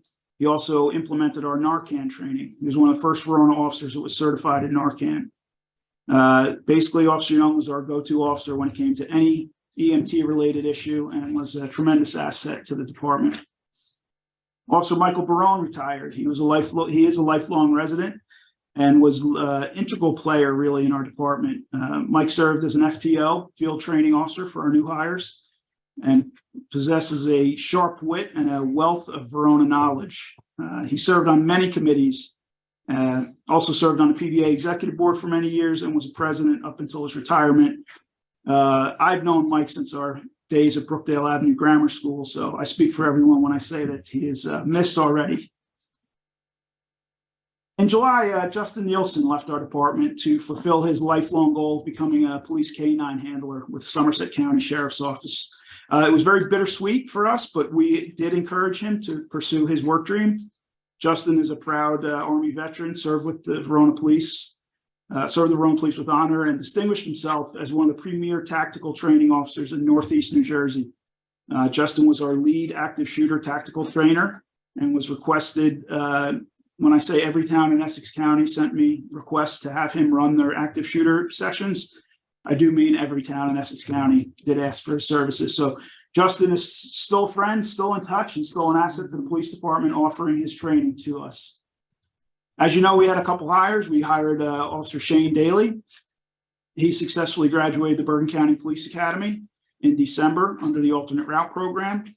And prior to his law enforcement, he proudly served in the United States Marine Corps. He is fit in seamlessly, and we are lucky to have him. One of our other new hires is Officer Brendan Heller, who in December completed his graduation, completed the Essex County Police Academy alternate route program. Again, another asset that we're just thrilled to have Brendan here, another person who has fit in great with the Verona team. Sadly, former Lieutenant James Saxon passed away in 2022. We like to make note of that. Jimmy Saxon was one of my first supervisors and shaped my career early on, back in the early 90s. And he passed away, and we all miss him very much, but just a tremendous police officer and tremendous asset to Verona. So moving forward, you know that we are in the midst of our accreditation. Some of our visits and our testing will take place in the next 2 months, and hopefully wrap that up this year and become accredited police department. We're also committed to providing more less lethal options for our officers. Again, we've rolled out that TASER program, and we're looking at different types of defensive tactics that are going to keep our officers and the public safe and apply the minimal amount of force used. And that's pretty much it. I have to thank Christopher Shepard, our sergeant here, not only a great road supervisor, but always puts together my annual reports with me. Wow. And works very hard at compiling this, and I rely on him tremendously. So thank you, Sergeant Shepard. Sorry, with or for? Or both. Any questions on that? Just wanted to say, first off, thank you. This is, I love the analytical approach to truly evaluating, where your workload is, what your challenges are, everything that you've done to serve the community. It's very nice to see all this put on paper in front of us, and I really appreciate the time and effort that went into this. Obviously, I just spoke to a very large contingent of Verona over the last couple of weeks, and one of the most common compliments I get is on the police department. People do recognize that this is something that we do extraordinarily well in this town. And to me, it starts with the people. You know, the people that we have on this department are genuinely just great people that truly care about this community and that want to do their best to help. I think we have an outstanding internal culture in the department, and then very clearly the amount of effort that goes into training and teaching and review and being willing to look back at everything and say, okay, you know, what did we do well? What could we have done better? What, you know, and it just shows in the results here. So just thank you very much for an outstanding year of work and everything you do for the community, and for being able to put it into words and pictures so well for us. Thank you. Deputy Mayor. Yes, thank you so much. I agree with the mayor's sentiment. I will say I also spoke to a lot of residents in the last few months. I would say their top concern definitely speeding and traffic enforcement on residential streets and on major streets like Grove and Fairview. And of course Bloomfield Avenue. So I know you're hiring 2 new police officers that hopefully can do more traffic detail. You're getting the right equipment. But I think that's a conversation that we can continue to have so that we can figure out how to really tackle that problem. I did want you to briefly address domestic violence and the intersection of domestic violence and gun violence in our community, especially post-pandemic domestic violence really went up. So what are you seeing in that respect? Domestic violence incidents, we had 65 reported last year. So, a little more than 1 a week. Very difficult, obviously. It's a situation where the county and the state have rolled out a lot of different protocols to help, including volunteers that we call when someone is involved in a domestic violence incident, called divert members. That a counselor comes in and speaks to them about their options more so, than just the police officer explaining it. But it's always a difficult situation, even worse so when children are involved. But we definitely have a lot of resources as far as our officers. We have train the trainer officers that are involved at the county level. And it's really an ongoing analysis that really from the law enforcement side that we're constantly critiquing and trying to be better at. As far as all restraining orders have a box where firearms would be confiscated if the judge deems appropriate. So we do have situations where we do confiscate firearms as in part and parcel to the temporary restraining order, which is a civil order. It's the only thing that the police officers do that's civil, more or less a cooling off period until they get before a judge. So there are weapons confiscated hand in hand with temporary restraining orders if there's weapons or access to weapons in the home. And then you also have the extreme risk protective order as an option as well. Yes, we have not experienced that many of those, thankfully. But we were the first in Essex to enforcement. So great, thank you. Councilman. Chief, I thank you for your time tonight. Officer Shepherd, for your presentation is just fantastic. We sit up here in a position where we hear a lot of complaints from residents in town. Very few about the police department. Truthfully, from what I hear from people, very few. And for what the men and women of Verona Police do, you wear a million hats. You can help a little old lady across the street and then go to a car accident and save someone's life. It's just amazing what you guys and ladies do day after day, and we applaud you for it. And you're a good face for the township of Verona. Thank you. I cannot take credit for their work, but they do excellent work. Councilman. Thank you. I just wanted to echo my colleagues' comments and thank you, especially for coming to my classes. You and Captain Warner this year, and always being a support and answering, basically having a never-ending press conference. High school kids and answering every question. I think this annual report is phenomenal and it's really well presented, and which is great. But I think the strength is your ongoing communication, which is huge. The police department has used social media extremely well. I've sat in your office and you've been fielding calls and emails from residents and getting back to people right away. And I think he may be the only police chief on earth who has his cell phone number written on his business card, so I appreciate that greatly. And I had the unfortunate luck, I guess, to have to use the services of the police department a little bit this year. When I had a medical emergency, and I can't thank everybody enough for their assistance on that, and also the rest of the squad, and I think I did mention it then. But I look forward to the updates, and as a council, I think it's important for us to support you as much as we can with the budget and with other initiatives as far as making sure that training is being offered to as many officers as possible, as much as we can. I know that's partially a concept of how many officers we have because of the ability to serve the road, but in my opinion, if an officer wants training, they should get it because it works out well in the long run when you compare us to some of the other departments. So I hope that we can continue supporting you in that. And I thank you for all of your work and the team's work. It is great to see everybody out there really representing Verona very well. Thank you. If I may, I also just want to say, I think you guys did a great. Struck me as well as the continued uptick permits, your commitment to community and utilization of the Be Smart program. I think it's really positive. I was previously a Be Smart presentator, so As was I.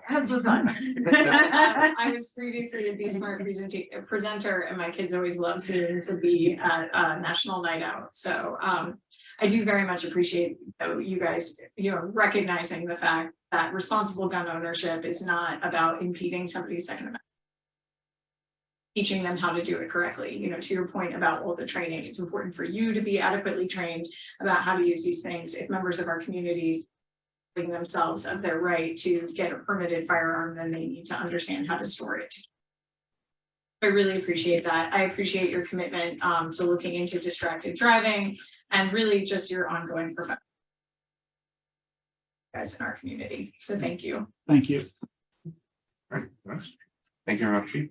Thank you very much. Appreciate it. That was very well put together. Very well done. I'll just kind of give a heads up to the public, since we do have a lot of people on, that we will have a general public comment period. I'll probably do it right before we get into ordinances. I just don't want people to, it's getting close to 9 o'clock. I don't want people to drop off thinking they're not going to have an opportunity to speak to us before it gets too late tonight. So Mr. Neal, do you have? Yeah, just in the interest of time, I do want to touch on 3 quick things just to highlight in my report. If you have any follow-up questions, please let me know. But number 3 is the storm drain maintenance program. We are finally hoping to get underway. You'll see a resolution on tonight for Montana Construction to help do that work. We've kind of met myself, the superintendent of works, Chuck Molinaro, and we've talked with our engineers a bit. The goal is to kind of get started and focus on one quadrant of town right now, focusing kind of on some targeted areas.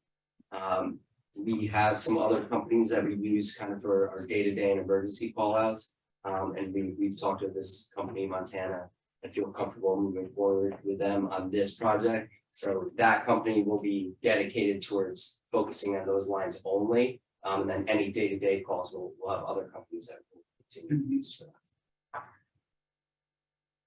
I'm sorry, what about like just the ongoing maintenance? Focusing on just target going to be part of a larger plan for addressing these. For our ongoing just maintenance issues, any emergencies that pop up, we will continue to use our other vendors. So we have 2 other vendors that will rotate through. So this contract is specifically just for that project. Obviously, if they're out and something pops up close to them, we can, shift them over. And we'll have more details on that if awarded, and kind of set out a schedule of roads.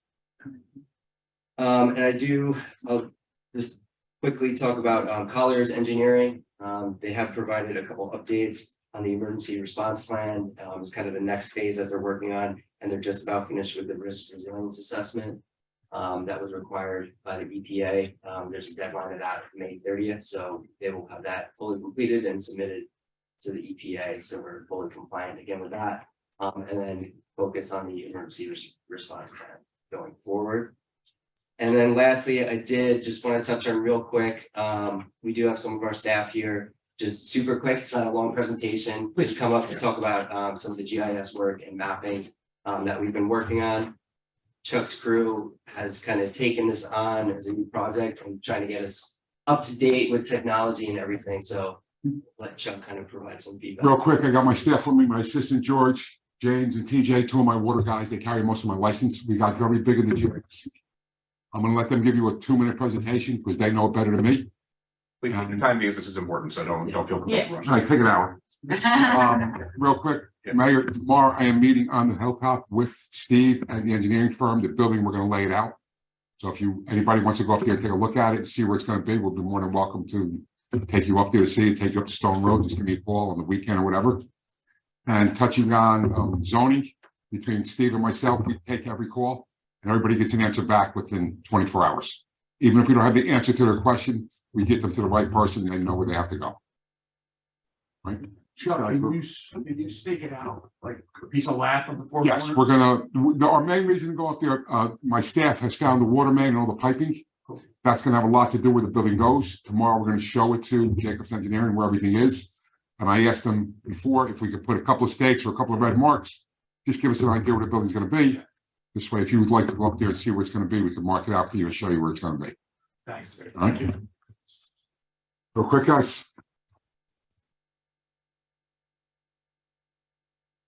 All right. These two guys. Ongoing process. Ongoing process. They have. I'm TJ. James. We just started getting into the GIS mapping system. It's pretty much kind of like SDL, where you eventually get a bunch of points. Eventually you'll have a nice big map. We're going through our distribution system now. Basically, eventually we're gonna have a nice actual map of everything, where it is, where it's located, because the maps we have now, they're a little touchy, they're not exact. It's also gonna give you a good asset plan for everything in the ground. We're starting with water, then we're going to collections, I believe, Water storm, and eventually you'll have everything. How do we, in terms of knowing condition, age, past history, et cetera, how much of that gets incorporated where the data source is? What do we know beyond where things are? So since I started, I was always told that most of our town is copper now. Obviously, the big thing is lead and copper. Can't have lead services to people's houses. But as we go do water meters and all that, that's when we see if there's copper coming in just to double check. As we do curb boxes, see if it's copper on our side, copper on their side. And then obviously you have more like marks and everything when we actually dig every single test pocket, like even water main breaks, then you know exactly where it is. It's all gonna be in the mapping as well as we go forth with it. Right, because we got, the water system asset management plan, identified segments of piping by what they had a reasonable, knowledge of what the material might have been or potentially its age. And this is one of the things that we've kind of battled with. They gave us a little bit of a recommended proactive replacement plan and said, just go ahead and replace this set of pipe based on type and age. Mhm. Obviously, we know that that's very costly. If it needs to get done, it needs to get done. But that's kind of some of the translation that I think that, as we get into some of this mapping and investigation, we're able to really plan out a few years out. Every time we have a water main break, we take a cube. Right. So we can add. We're very fortunate. We had a major break on.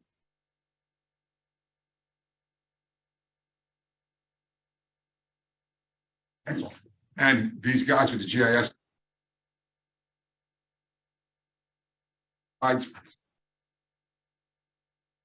So if we go to. On telephone. Is it a front? You're also able to locate it with the equipment we have too. It brings you within, I believe it's a foot So the So GPS will pull the data out of the database and Yeah. walk you over Yeah. there, the, Yeah. Instead of us going out there with a wand trying to find it in 2 feet of snow. Right. We're able to use this and it'll bring us relatively within a foot. I've seen you guys hunting for things, just not in 2 feet of snow. Yes. As you. Right. This winter.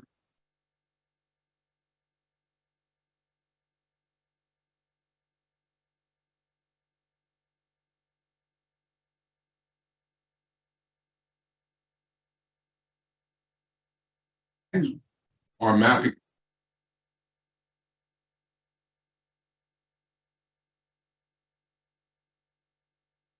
And George got a new water map, so we will. Say stuff. We're shooting. This is a major winter.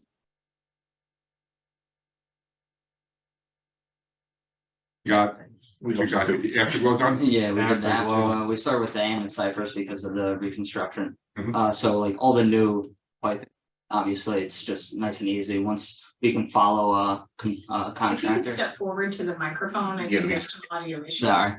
Thank you. Yeah, good. But yeah, just as like contractors go forth, like we can follow behind them, just make it a little bit easier. Exact like location of everything. Excellent. Any questions for these gentlemen? Not a question, it's just a pleasure to see one of my former students up at the lectern. Whereas he used to be, I was on that side and he was here, so it's great. Thank you very much. Good to see you. Buck knows one of my favorite things to do is to wander over when there's a street dug up. You always show up. You never know when the mayor. So I always love to see the crew, and it's fun to see people in here. Yeah, so thank you guys for coming. Anything else that you wanted to? Questions? Thank you, guys. Thank you, gentlemen. Thank you. Thank you. All right, thank you very much. That's all I have for now. Okay, excellent. Moving on to. Thank you, Mayor. I want to extend my appreciation to the voters of Verona for electing me for my second term, to the Verona Town Council, and to the dozens of residents and fellow elected officials who reached out with their congratulations in the days that followed. Thank you, Mayor Roman, for your first public recognition of my reelection. As I stated on my statement to my Verona on election night and subsequent statements I made on social media, I congratulate you too, Mayor Roman, on your third term. I want to give a special thanks to Councilwoman Holland for her very nice words and her statement that she also made publicly. I want to thank Municipal Clerk Jen Kiernan and all of the poll workers for their amazing professionalism on election day. And I was really thrilled to see so many high school students as poll workers, and I look forward to that continuing in the future. I am very, very proud that I put out a robust platform and a point of view on how we need to move our local government forward. Despite the lack of credible candidates in this election, I really wanted to give voters a chance to vote for something. I am thrilled with the quality conversations that I had residents on my vision for the future. For many women in our community, this election meant something very special to them. It's not lost on women that we are still very far from equal representation in government, with only about 1/3 of elected positions in New Jersey being held by women. After the election, I heard from many residents who told me that their young daughters voted for the first time and that they were so excited to have cast their first vote for me. A friend of mine even got very emotional telling me how many mothers and daughters she observed at the polling place voting together. Women made up the majority of my volunteers in my campaign, and they worked really hard to get the vote out, to protect Verona's future, and to make sure that voter turnout was strong. So thank you to all of the volunteers across Verona who worked so hard in the last few months. I do want to point out that this was a very difficult and negative campaign cycle for Verona.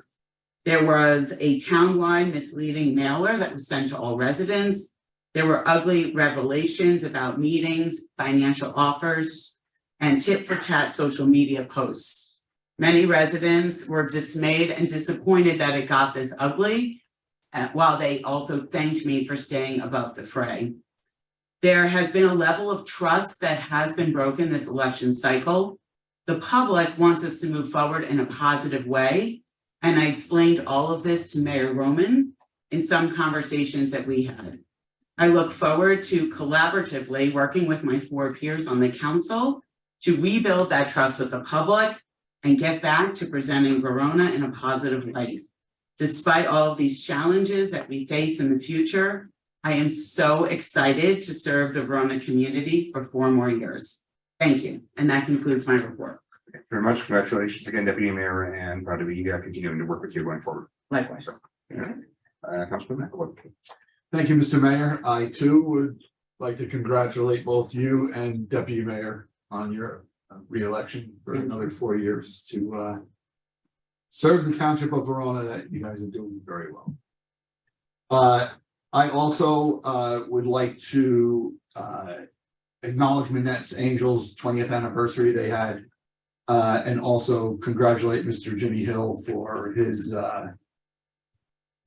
giving to the Manette's Angels group. And also he did in his speech, I did attend it with Mayor Roman and Councilman Tamboro.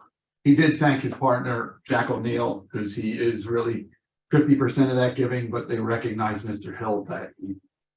I'd also like to congratulate all the teachers in Verona and the nurses. The Verona Foundation for Educational Excellence had their Teachers Coast this past Friday that I attended, and Dr. Tamboro was there. That's Dr. Tamboro, not Councilman Tamboro.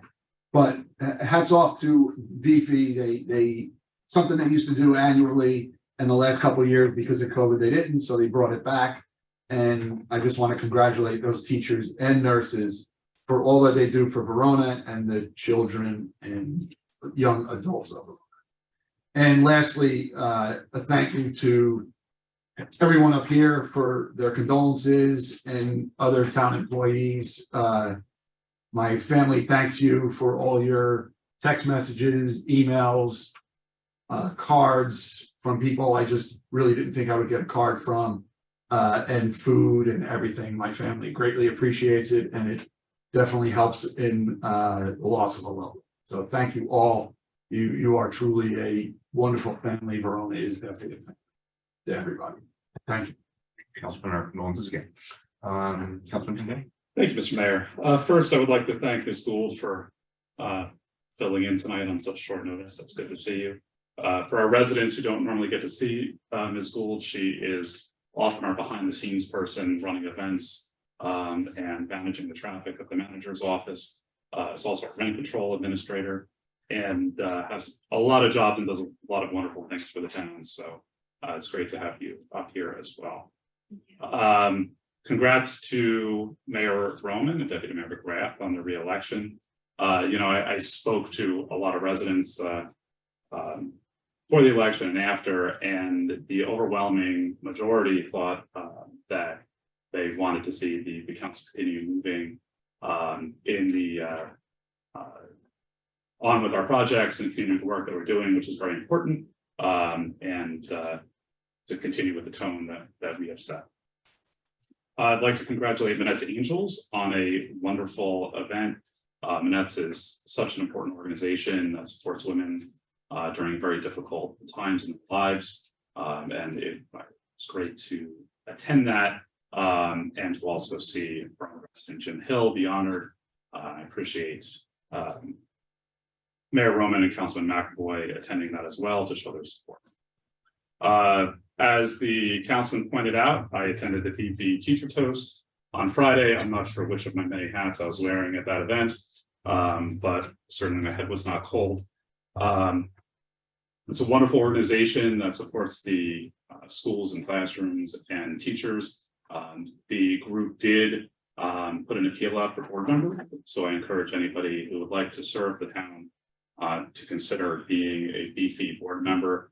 Get more information on their website. They're very forward-thinking, supportive organization, and what's better than to provide funds to our classrooms and our students. I'd like to recognize Mrs. Kiernan and Verona High School teacher Rich Wirtz for helping coordinate the student poll workers. We had started a pilot program a couple of years ago to to have greeters, and then this past November with students actually being poll workers. And it was great to see. It brought me some joy when I walked into the polling place to see one of my students be the person checking, which was fantastic. And lastly, with Memorial Day coming before our next meeting, wish everybody a very safe Memorial Day weekend. And I ask that you take some time this weekend in the midst of for next weekend, which will be likely beautiful weather based on what we've been having, to really remember those we lost in the service of the country, defending democracy and defending the interests of the United States. And take a moment to reflect, please, as you go. And I hope that you will do that by joining us at our Memorial Day parade and ceremony held that Monday. And that's my report, Mr. Mayor. Thank you. Very much. Councilwoman Vaughn. Thank you. Good evening. Last week was Public Service Recognition Week, so I want to take a moment to acknowledge our amazing staff here in the Township of Verona. So thank you, Mr. Neal, Ms. and all of you gentlemen as well. I really appreciate you hanging in here for the meeting, because we are going a bit long this evening, but also for your tremendous work for our residents and the community at large. There should be more than 1 week to recognize you, but at the same time, I'm happy to do it this evening. As liaison for the Environmental Commission, I want to acknowledge their thoughtful comments on the invasive species ordinance and flag for my colleagues the concern I have that those comments do not appear to be reflected in item H3 for introduction. But we can discuss that as we get to that agenda item. Speaking of invasive species, I had the pleasure of reading fairy tales to Girl Scouts at the Ferry Trail this weekend at Grove Park. At that time, we did pull a tremendous amount of invasive species that were intruding and obscuring the trail at Grove Park, but the girls had a great time. And it was really lovely to be out there, to enjoy the weather before Mother's Day. And I really appreciated the Verona Environmental Commissioners that came out and joined us. Tomorrow night, we have a Recreation Advisory Committee meeting. I really want to encourage anyone who's interested in recreation to attend. I want to also congratulate the Department of Recreation for a very successful campaign for new pool registrations. We have more memberships this year than in prior years, making it all the more important that all of that construction be completed for the pool and the splash pad prior to Memorial Day weekend. So I have every confidence, no pressure, Steve. But I think it's going to be really wonderful. So it'll be a great start to the season. And we just need to keep having good weather. So we did speak about traffic a few times this evening. So I just want to make note for residents of the significant congestion pricing milestone that New York has reached. The tolling program could have a significant impact on commuters into New York. There is a pending public review period, so please avail yourself of this time and make sure your voice is heard. Finally, I urge residents to utilize the emergency 195 bus service or the Route 29 service that connects you to various rail options, whereas the 195D service does connect you from Verona into New York City, but it is a use it or lose it kind of moment, right? Because it is a temporary emergency service evaluated in the fall. Is it in the fall? I think so. No, June. It's in June. Okay, so Yeah. use it now. Yeah. But and so to determine whether or not it will continue. Finally, I want to acknowledge the low income household water assistance program. If residents are struggling to pay their water or wastewater bills for Verona, please use this funding. I also want to really thank the township for communicating this information publicly. I saw it shared on social media, which was really positive. We in Verona do run a local utility. We had some of our gentlemen here this evening speaking about that. And affordability is really a major concern of mine. And so with all the presentations this evening, which were fabulous, and I really appreciated them, I do want to ensure that affordability isn't lost. So I look forward to a rate study and a thoughtful analysis of our utility financials as we embark on these substantial capital projects, because revenue generation remains a major concern of mine and for this community. So thank you. That concludes my report. Mayor, if I could add one thing to my report. I failed to mention it, so I didn't write it down. Before the meeting, I spoke to Mr. Portfrey about, based on some resident feedback that Councilman McAvoy and I got over the weekend, having a meeting during which the county engineering department comes in to speak with our residents directly about the road and traffic situations. A lot of people are coming to us related to traffic lights and things like that around county roads.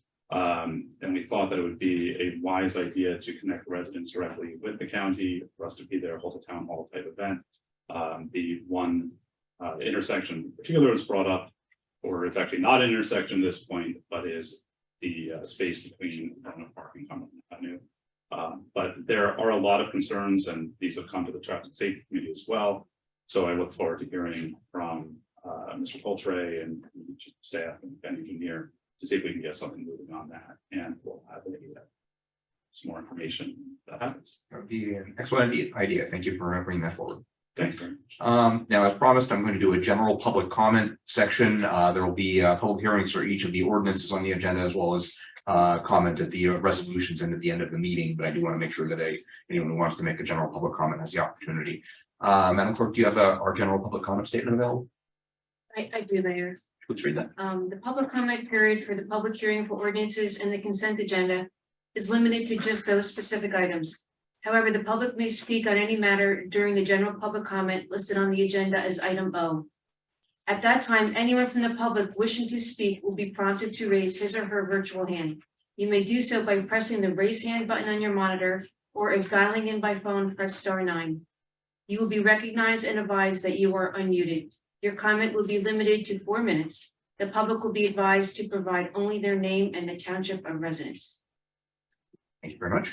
Once again, a reminder for those that are frequent commenters, only your name and your township of residence, not your address. If you would please. And if we didn't know when. If you want to invite anyone. Oh, that is true. Also, anyone in the room that wants to come up is also welcome to come up to the podium. Just please walk on up. Don't need to. Come on. Yeah. Ryan Bamba, Verona, members of council.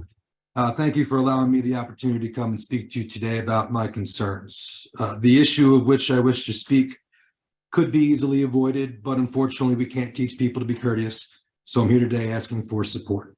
Hillside Avenue, like most roads in town, only allow parking on one side of the street. Unfortunately, that's across the street from my house. I don't want my intent today to be misconstrued. I do think it's important to have on-street parking, and I do think that it's okay that people park in front of my house.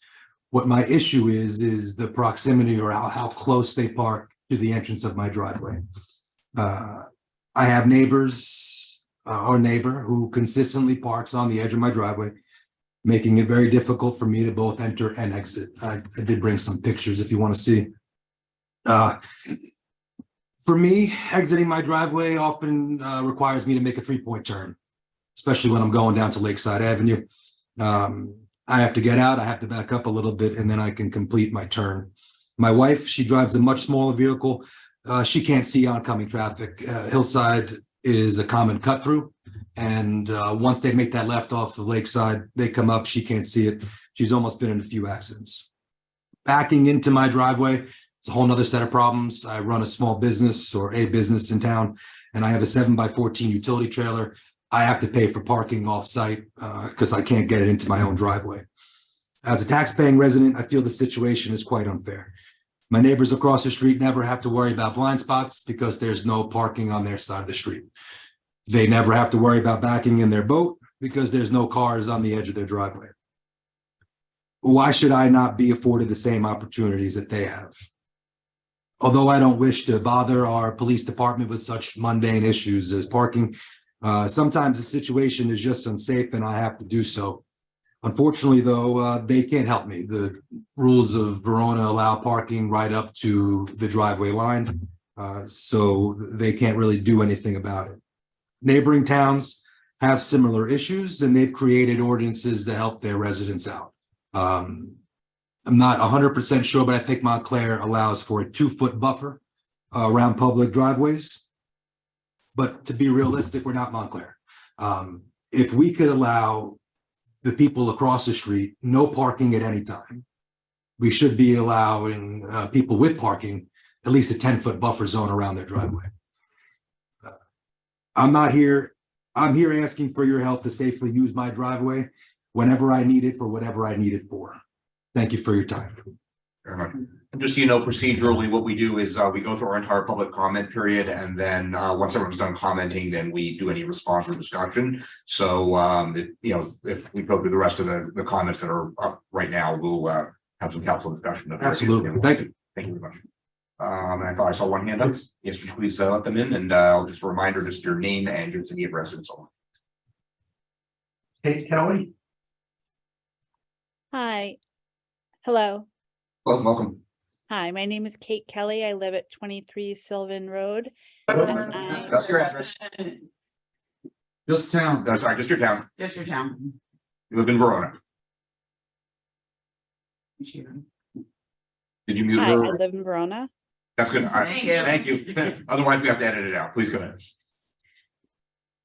I just would like to speak in support of the funding for the professional services for the surveying, design, permitting, and contract documents for the pickleball courts. I feel pickleball is a wonderful recreational opportunity for people of all ages in Verona, including children and adults of all ages. So I'm very supportive of this. Thank you. Thank you very much. Do anyone else? Yeah, another one. Okay.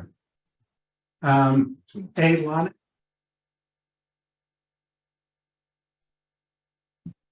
Please don't state address. Yes, just your name and city, please. Hi, my name is Alice. I live in Verona.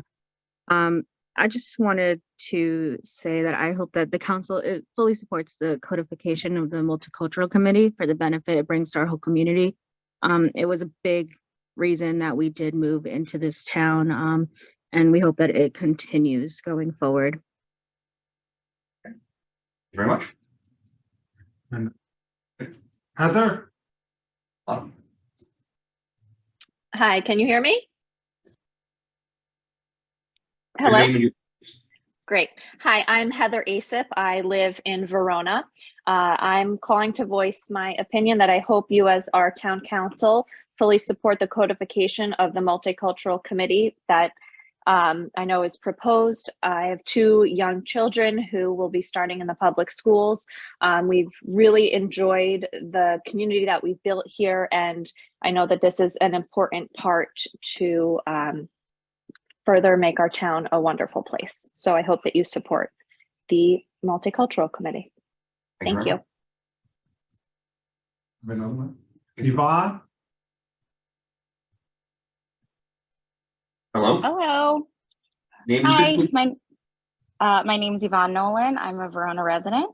I just wanted to call tonight and echo the 2 previous callers in support of the Multicultural Committee and its codification and funding.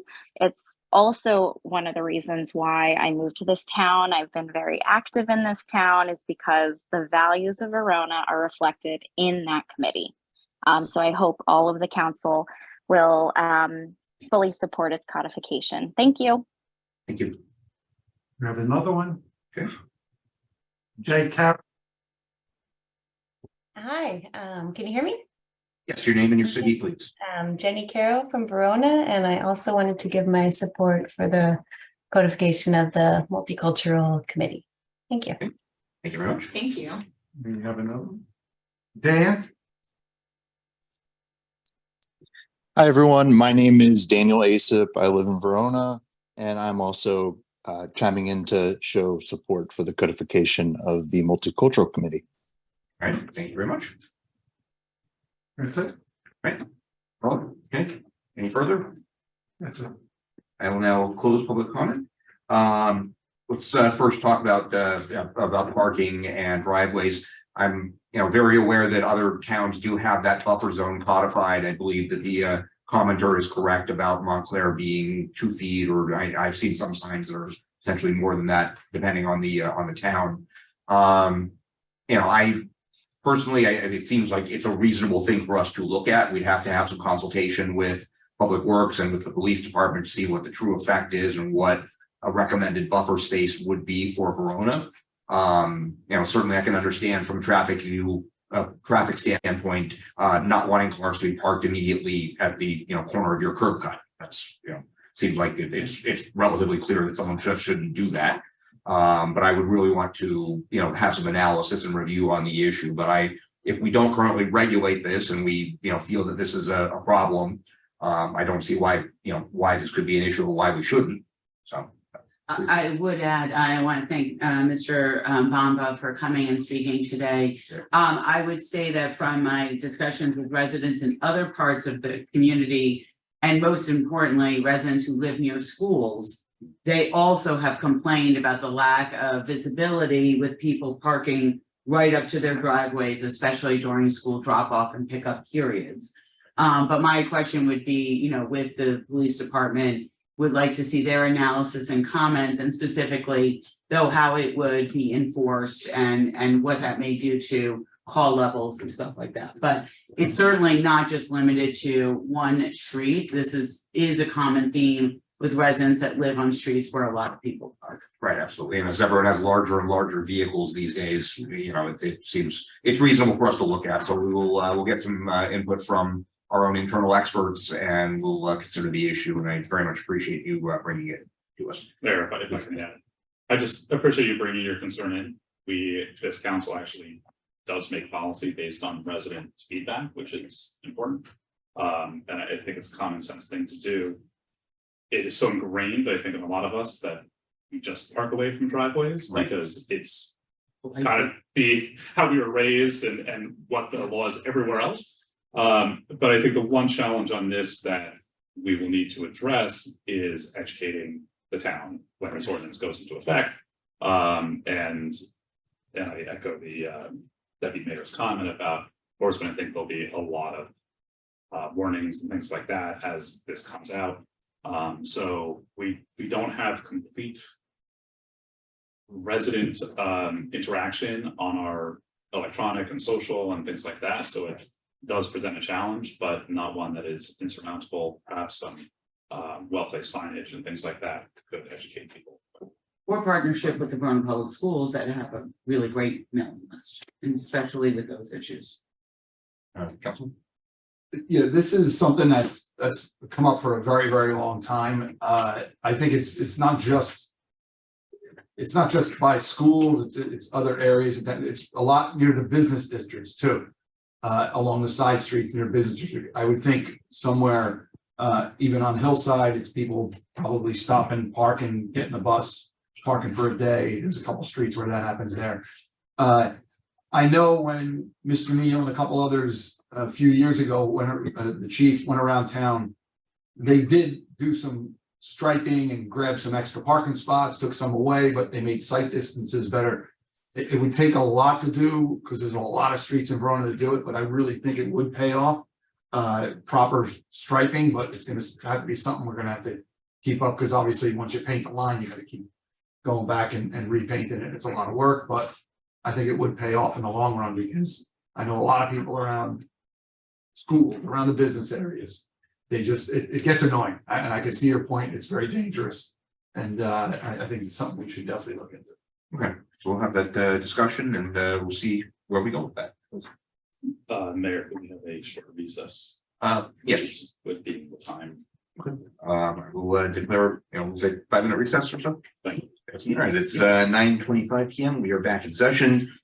We did have a couple of commenters that we didn't respond to that spoke in favor of the pickleball courts and the MIAAC. I wanted to acknowledge them. The MIAAC is being considered for final adoption this evening. Pickleball project is for introduction this evening, so there will be a formal hearing on that ordinance at a later date. But thank you very much for your comments. Did anyone else have any responses to public comment? Okay, with that, we will move into hearing and adoption or amendment of ordinances. Madam Clerk, so the next item is G1, which is an ordinance for second reading. Madam Clerk, would you please read the title of that ordinance into the record? Amending chapter 150 zoning article 22 historic preservation, section 150-22.13 of the code of the Township of Verona to designate 11 Cole Road, Verona as a landmark. Thank you. Can somebody please move the ordinance? So moved. Second. Moved by Councilman McAvoy, seconded by Councilman Tamburo. Now is the time for a public hearing on ordinance 2023-15. Madam Clerk, would you please read that public hearing statement?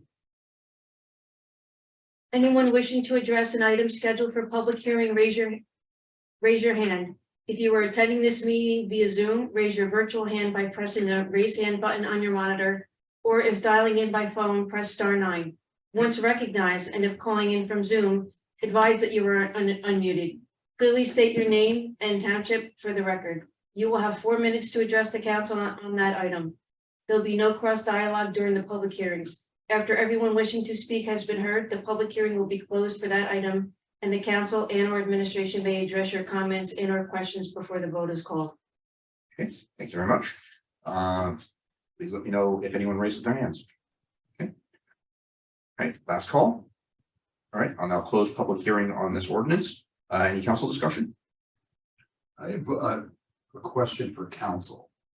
If we added a line to this, would it be, my question is this, in the second to last whereas we have the town council has considered 11 Cole Road for designation of the landmark. Should we add a whereas that the planning board also reviewed it and it was consistent with our master plan?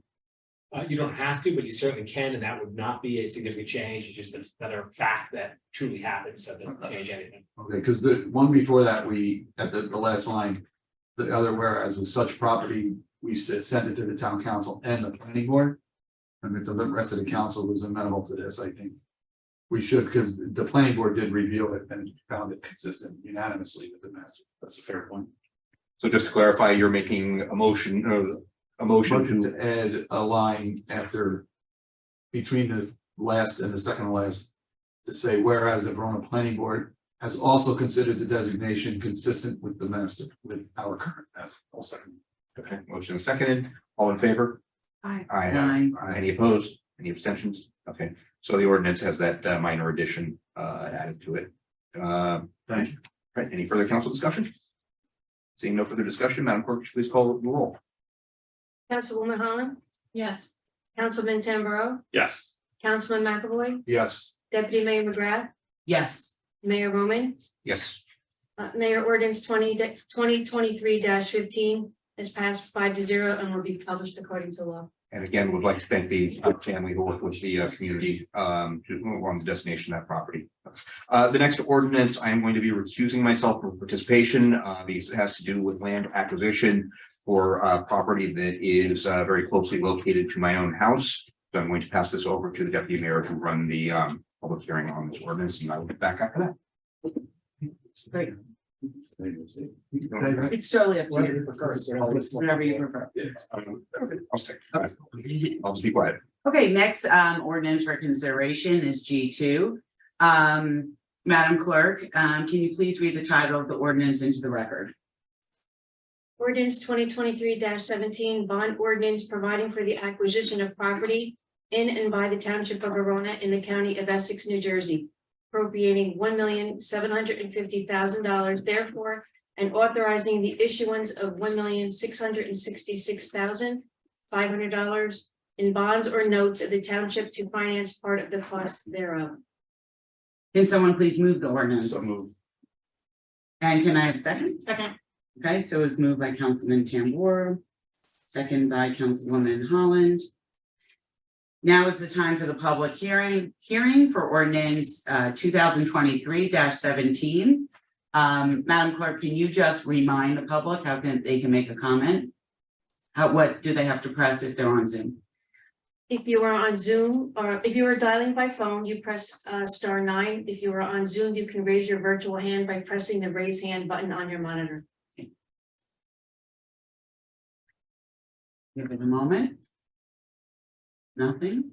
Okay, I hereby close the public comment for this ordinance. Council discussion. Deputy Mayor.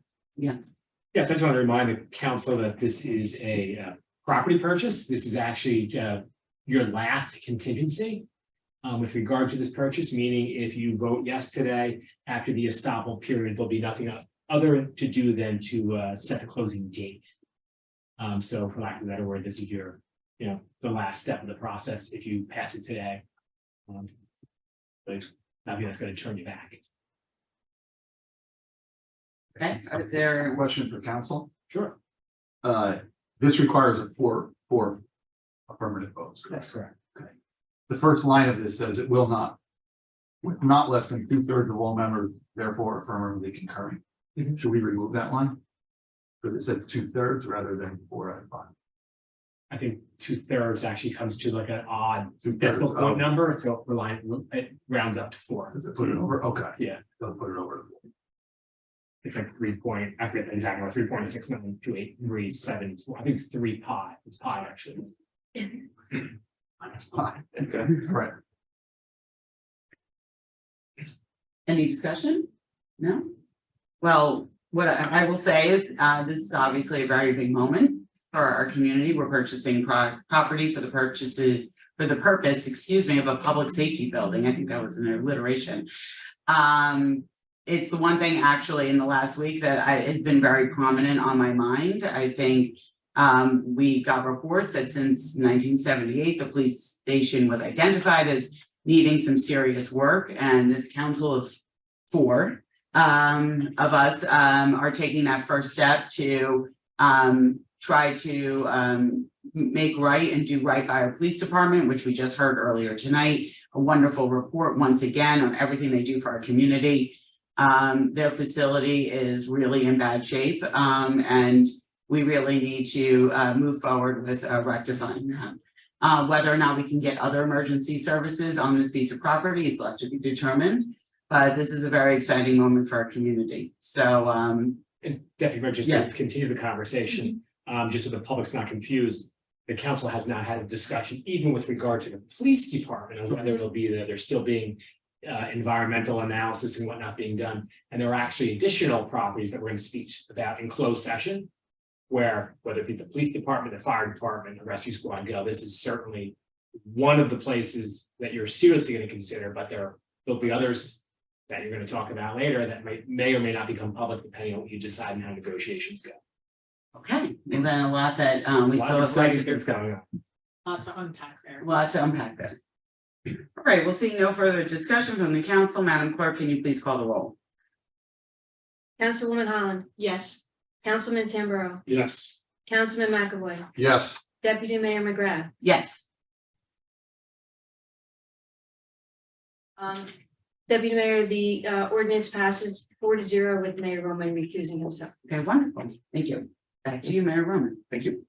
All right, moving on, we have we have 2 more ordinances that are on second reading. The next one is G3, sorry, 3 more ordinances. G3, Madam Clerk, please read the title of V3 into the record.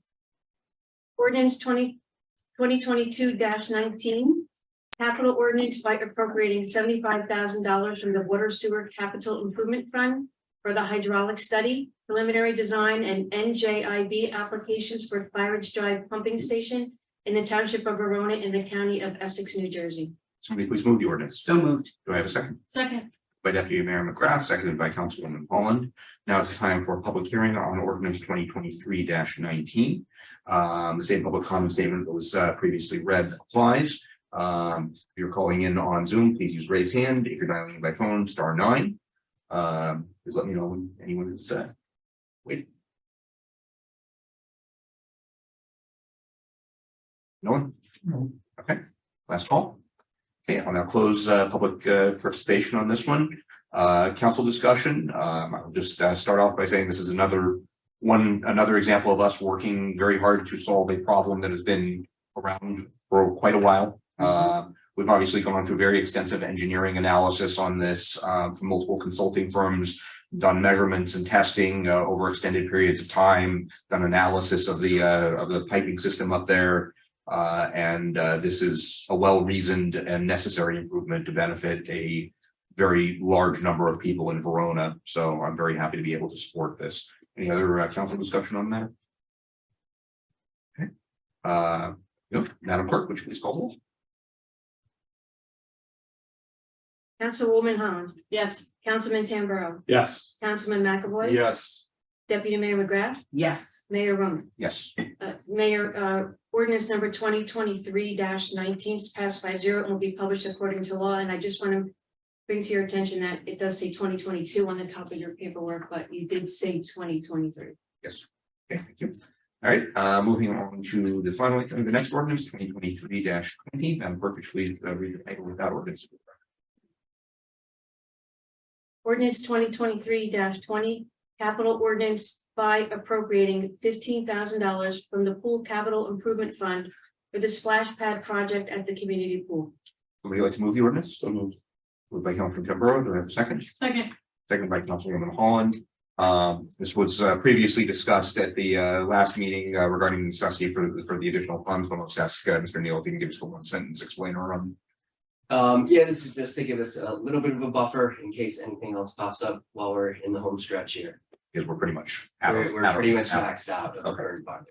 Okay, very well, thank you. There's no pressure. No pressure. No. There every day. I will say, I went up there Saturday, they were working Saturday late afternoon, and I heard they were also working Sunday, so.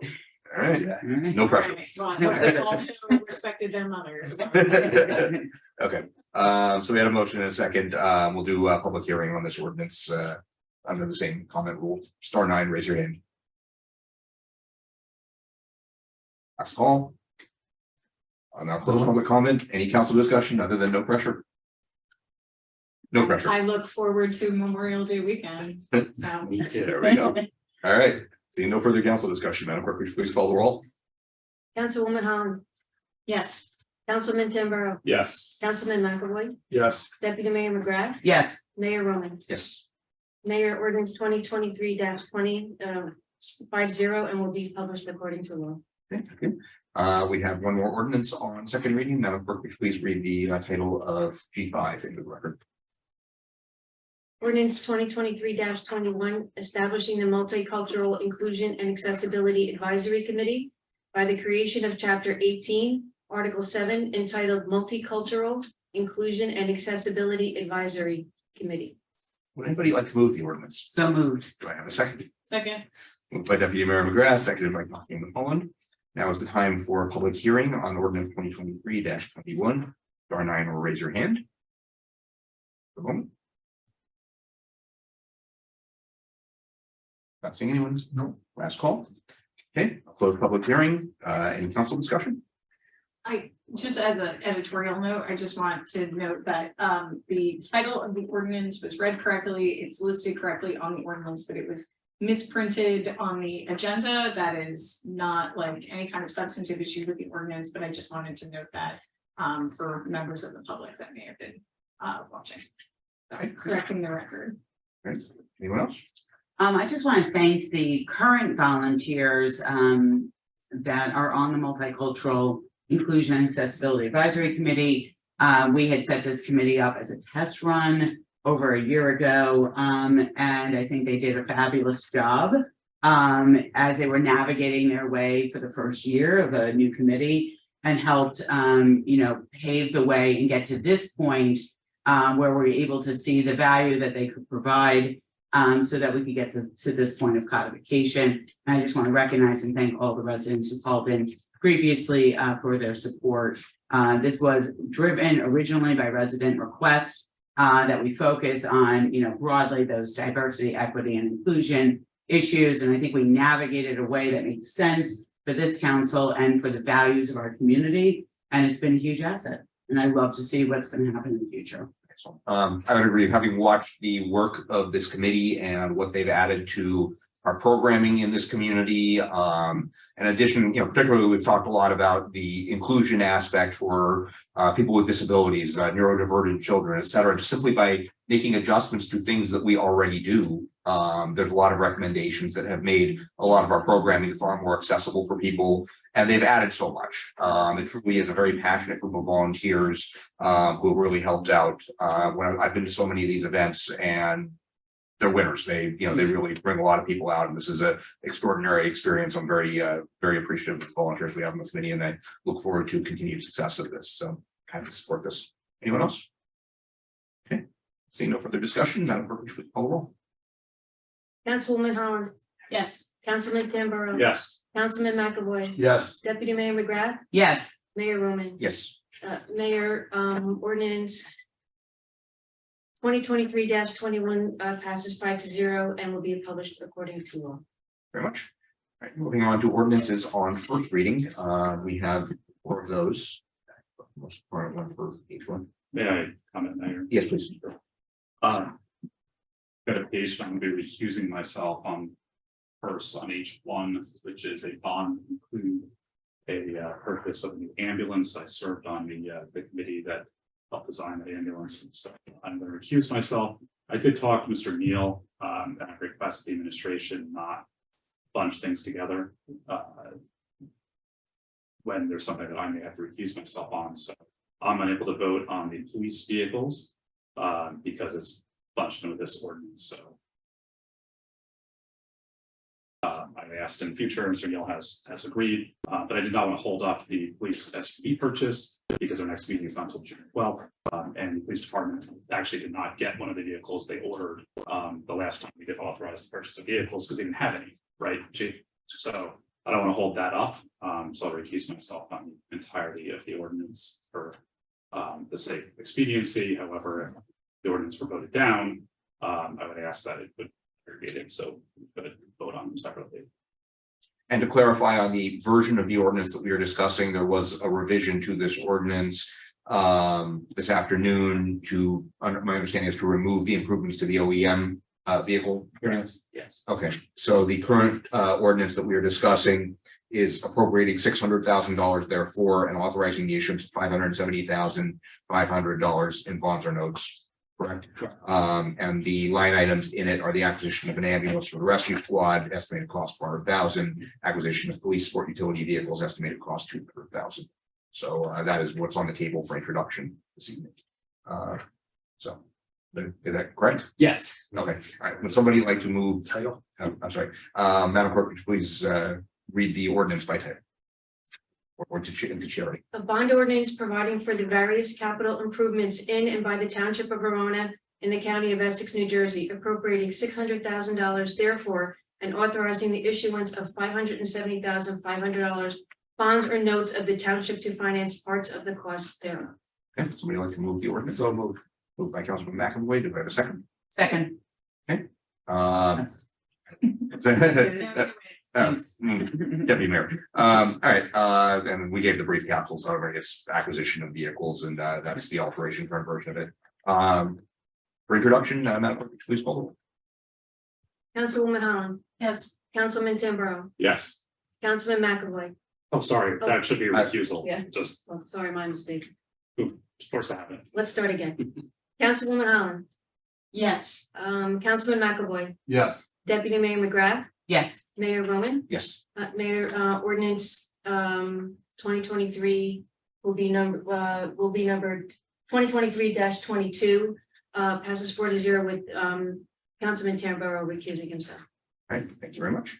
And a public hearing, it will be published according to law, and public hearing will be held on I believe it's June 14th.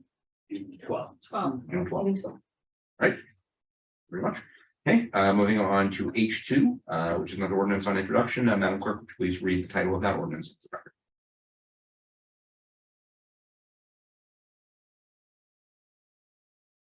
The bond professional services for surveying, design, permitting, and contract documents, preparation for pickleball courts in the community pool parking lot, $70,000. Just so that we, I just want to come back over to the actual legal title of it, just so that we read it.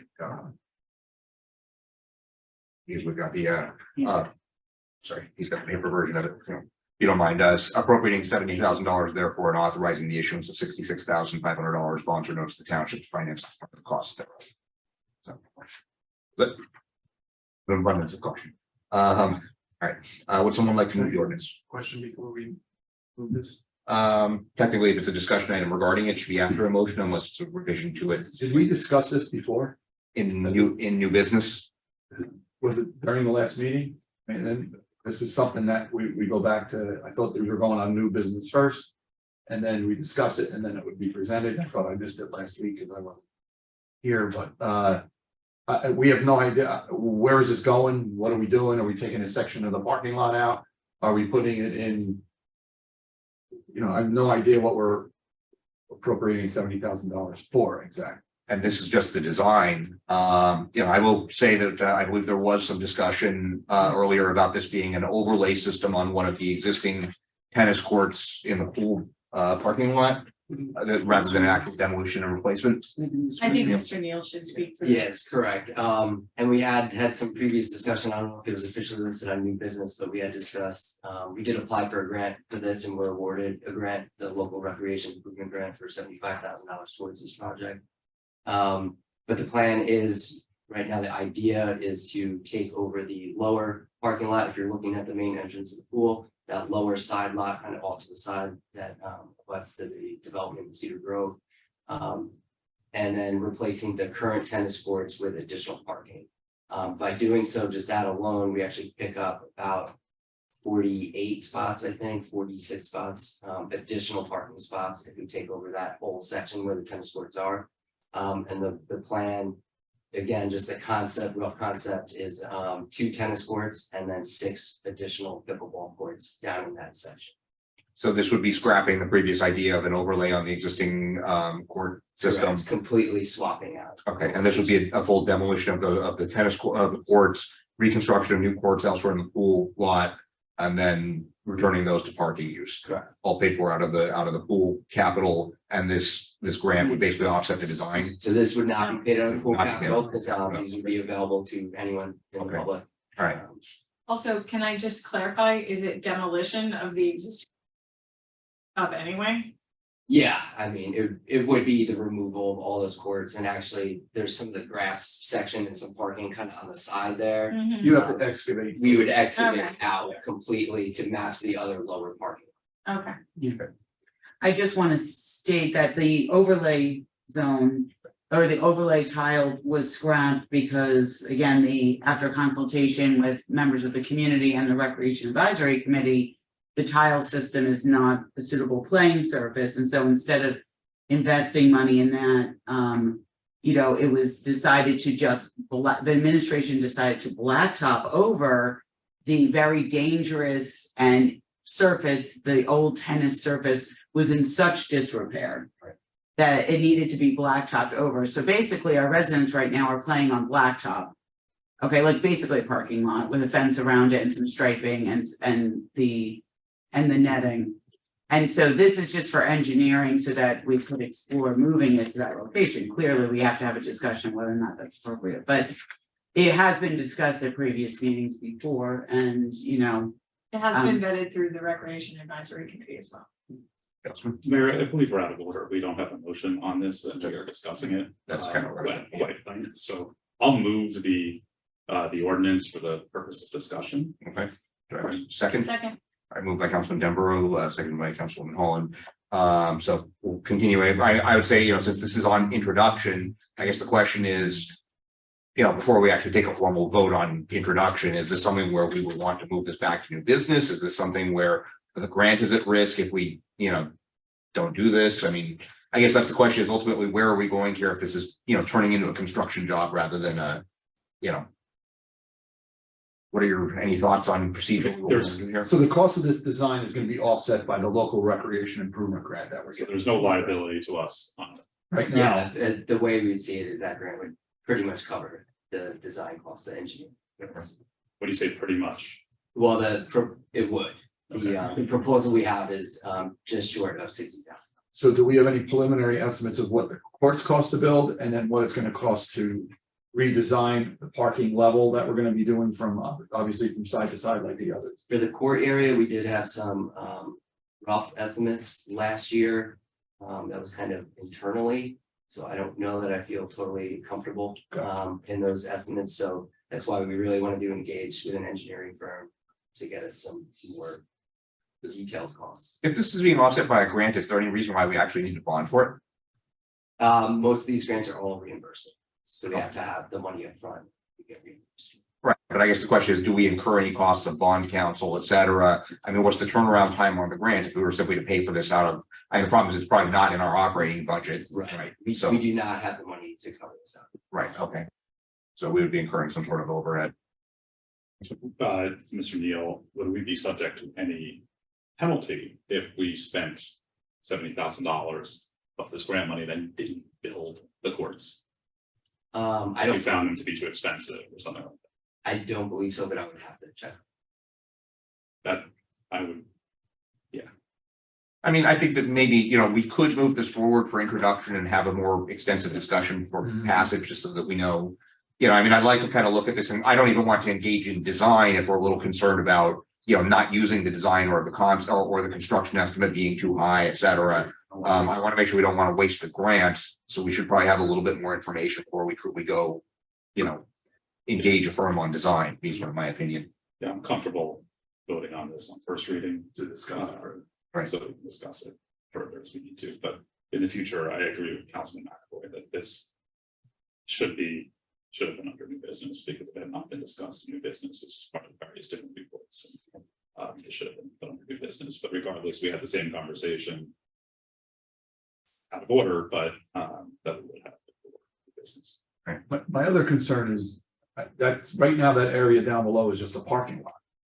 That's not Verona. Am I correct? That's still Cedar Grove, or is it county land? So that's county. County. So do we have to get approval from them to put pickleball courts there? We'd have to check on that. Definitely have to engage you. Yeah. All right, so this kind of needs to be vetted a little bit further, but like I said, I'm okay with introducing the ordinance, so we at least have the flexibility to work on it. So, any other council comment? Okay, Madam Clerk, should we please call the roll? Councilwoman Holland, Yes. Councilman Tambro, Yes. Councilman McAvoy, Yes. Deputy Mayor McGrath, Yes, Mayor Roman, Yes. ordinance 20 will be number 2022-23, will be published according, and a public hearing will be held on June 12th. Okay, thank you very much. So we have another ordinance on first reading. Madam Clerk, would you please read the title of that ordinance into the record? Creating a chapter 307 entitled Invasive Plant Species and Trees. Okay, would somebody like to move that ordinance? I'll move it for discussion. Yes, I will second that for discussion. Okay. Same concerns. All right, moved by Councilwoman Holland, seconded by Councilman McAvoy. I'll open the floor for council discussion. I know there were some concerns that you mentioned during your council members report that the environmental commission's recommended changes have not been incorporated into this. Do you want to go into any further discussion in detail?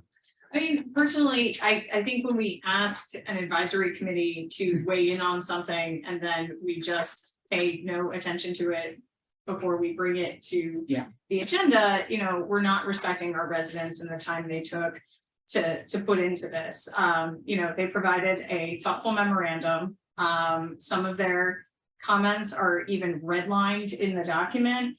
Not all of them were substantial changes that could have been easily put into this ordinance for introduction, but at this point, some of them are just typographical, wanting to have bullet points or wanting to make some corrections, but others seem to be more substantive. So I guess I'll turn it to Mr. Aloya unless Councilman McAvoy wants to speak further to speak about whether or not we can be amending this prior to introduction to reflect those recommendations. The amended prior to introduction, I know that this memorandum from the Environmental Commission was nice and complete, but was only received 4 days ago, May 11th. Today being the 15th. And so what happened is the ordinance was drafted, sent to them after our first reading, and it just, hasn't been updated. Part of the reason is because, frankly, I wouldn't update it without your input. When you go through the different points that they make, they are good, but some of them are, like you said, just small things like going through point 1, they wanted to add the word and property. I'm sure the council has no problem with that. I've already done it in the draft ordinance. Point 2 is they're wanting bullet points. I'd actually leave that up to the codification people. Sometimes it actually costs more money. We start bullet pointing actually code. Sometimes it's just different. It's easier for them to codify. So I'd leave that up to the codification people. With regard to their third point, they talk about a boundary. So the way your ordinance is currently written, it says in multiple spots that you're not allowed to have the invasive species go over your property line. And that's where the boundary is. We don't tell them how and what barriers to set up, but it's clear in the ordinance that barriers have to be set up by the property owner who owns the invasive species. So it doesn't go over the property line. Once it does, that's a violation, and then it has to be removed. This suggestion from them, and it is just a suggestion, it's not something that they're demanding on in this particular point, is saying, hey, you might want to consider having a 5-foot, a 10-foot barrier or something away from the property line. The one thing I thought of when I read this is, I'm not sure that does a whole lot because most of us in Verona, a lot of people, where I live in my house, you don't actually know your property lines. So it's kind of one of those things, once it gets close, people start, hey, is it on my property, is it not? Most of us don't have our property lines measured out. So I don't know if that helps or doesn't help, or you know, where does the 10 feet you start measuring when it comes, you know, really close to the property line, I'll call it. That's when I kind of thought, so I kind of like the ordinance the way it is. But if you guys want the 10 feet or whatever, that's the major issue. I think that's in their recommendation that you need to discuss. Going on 307-7, I did actually just change the language. So we don't have to add as listed in this chapter. Invasive, hold on one second, let me get the exact language so I don't speak. It's called invasive plant species and trees is going to be the phrase throughout the ordinance. It wasn't in your draft, but then that's a defined term, so we don't have to say as ended in this as put in this ordinance. It's all going to use the exact same phrase. I've already changed that. New section 5, all existing plantings must be contained by appropriate physical barriers to prevent the growth or spread of the existing invasive plants or trees. Again, that is already throughout. If you look at 303, our section, all persons must control the growth of invasive plant species and trees. Failure to control the spread of such vegetation and trees beyond the boundaries is a violation of the section. And then we look at 300-5 enforcement. Whenever the invasive plant species or trees are found on any plot of land, lot, or other premises or place and is found to lack appropriate physical barriers to prevent the spread. And then it goes on. So we do already have, I think, that particular recommendation throughout. If you read the entire ordinance, is already throughout there. We don't tell them what type of boundaries, but as pointed out in the environmental commission's recommendations, different plantings spread differently. Some by roots, some by, you know, vines, some I'm sure throw some seeds around the area and kind of grow out that way. So depending on the plant, the homeowner that owns the plant and that's not removing it is responsible to make sure it doesn't spread. And when and if it spreads, they're responsible, you know, to contain that. The other thing that was changed that isn't changed in your draft ordinance is originally we had a section that indicated that you're responsible to damages, and the council kind of said, "Oh, we're not really the violations penalties." That damages to your homeowner. That section has been, that little thought has been removed. So it just talks about in addition to the penalties, and this is 306C or 300-6C. In addition to the penalties set forth herein, any person who violates the provisions of the section shall be liable to the cost of removal of the invasive plant species or trees extending onto the adjoining property, as well as the repair and replacement of any property damaged by the invasive plant species or trees. So really the discussion tonight for the council is, I think, it boils down to, are you happy with using the property line, or do you want to go ahead and make some type of different buffer? As I indicated, many of the other changes have been made already because we've changed the verbiage. So it's always invasive plant species and trees. So that's a defined term. We've added the end property, and then the other language I believe is already included here with regard to the barriers. Unless you want to get more specific and tell the people what type of barriers they want to set. Okay, given that, so from do we want? So I guess the question is, do we want to work on amending the ordinance prior to introduction? Do we simply want to delay introduction till the next meeting and get a finalized ordinance after some discussion? Procedurally, what does anyone have any preferences how we go with this? Well, like I said, I'll call it the changes I just went over have already been made, and you can go forward. If you're happy with those changes, that's fine. With regard to the barrier, we can talk about that tonight and then change it, or we can do exactly what you said, which is I can send you the revised changes and you can look at it and say, we don't like this, or we like that. Or so we've got buffer and barrier though, that we want to, but you know, do we want to prescribe a buffer zone? Yeah. Do we want to prescribe a barrier type? Yeah, and the other thing that they kind of hinted at, in my opinion, in their memo was requiring certain species to be removed immediately. Yes. The council, my recollection was the council said, no, we don't want to require, we don't want to go on to people's property and say you have to remove this and start finding people for what's on their property. You were kind of leaving it to the property owner, as long as it's going to go to somebody else's property. If you're changing that for one species or them all, I'm more than happy to draft it. There was a specific reason why removal on the homeowner's property wasn't required. Right. Okay, so let's talk about those issues then. I mean, I guess, so we have. Do we feel that we want to work on those tonight? Do we feel that we're okay with you introducing the ordinance as proposed right now?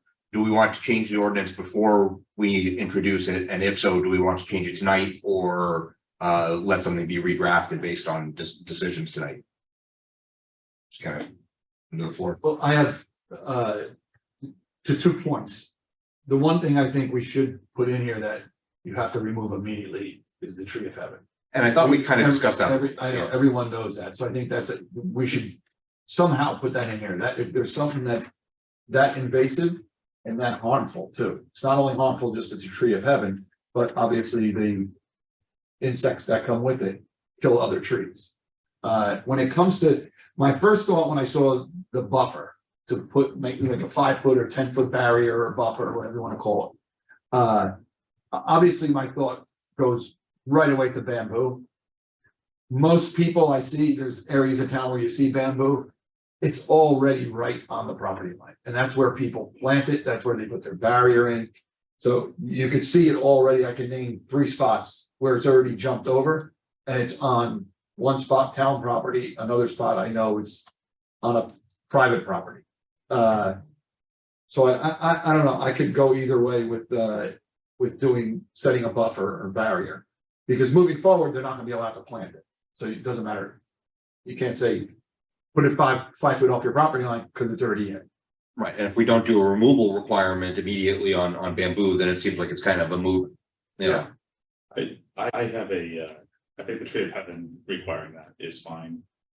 I agree in concept with the buffer idea, because I've seen firsthand how quickly knotweed spreads. And I think that is a fair point. I spent quite a bit of time actually removing it from my neighbor's property when I bought my house. Right.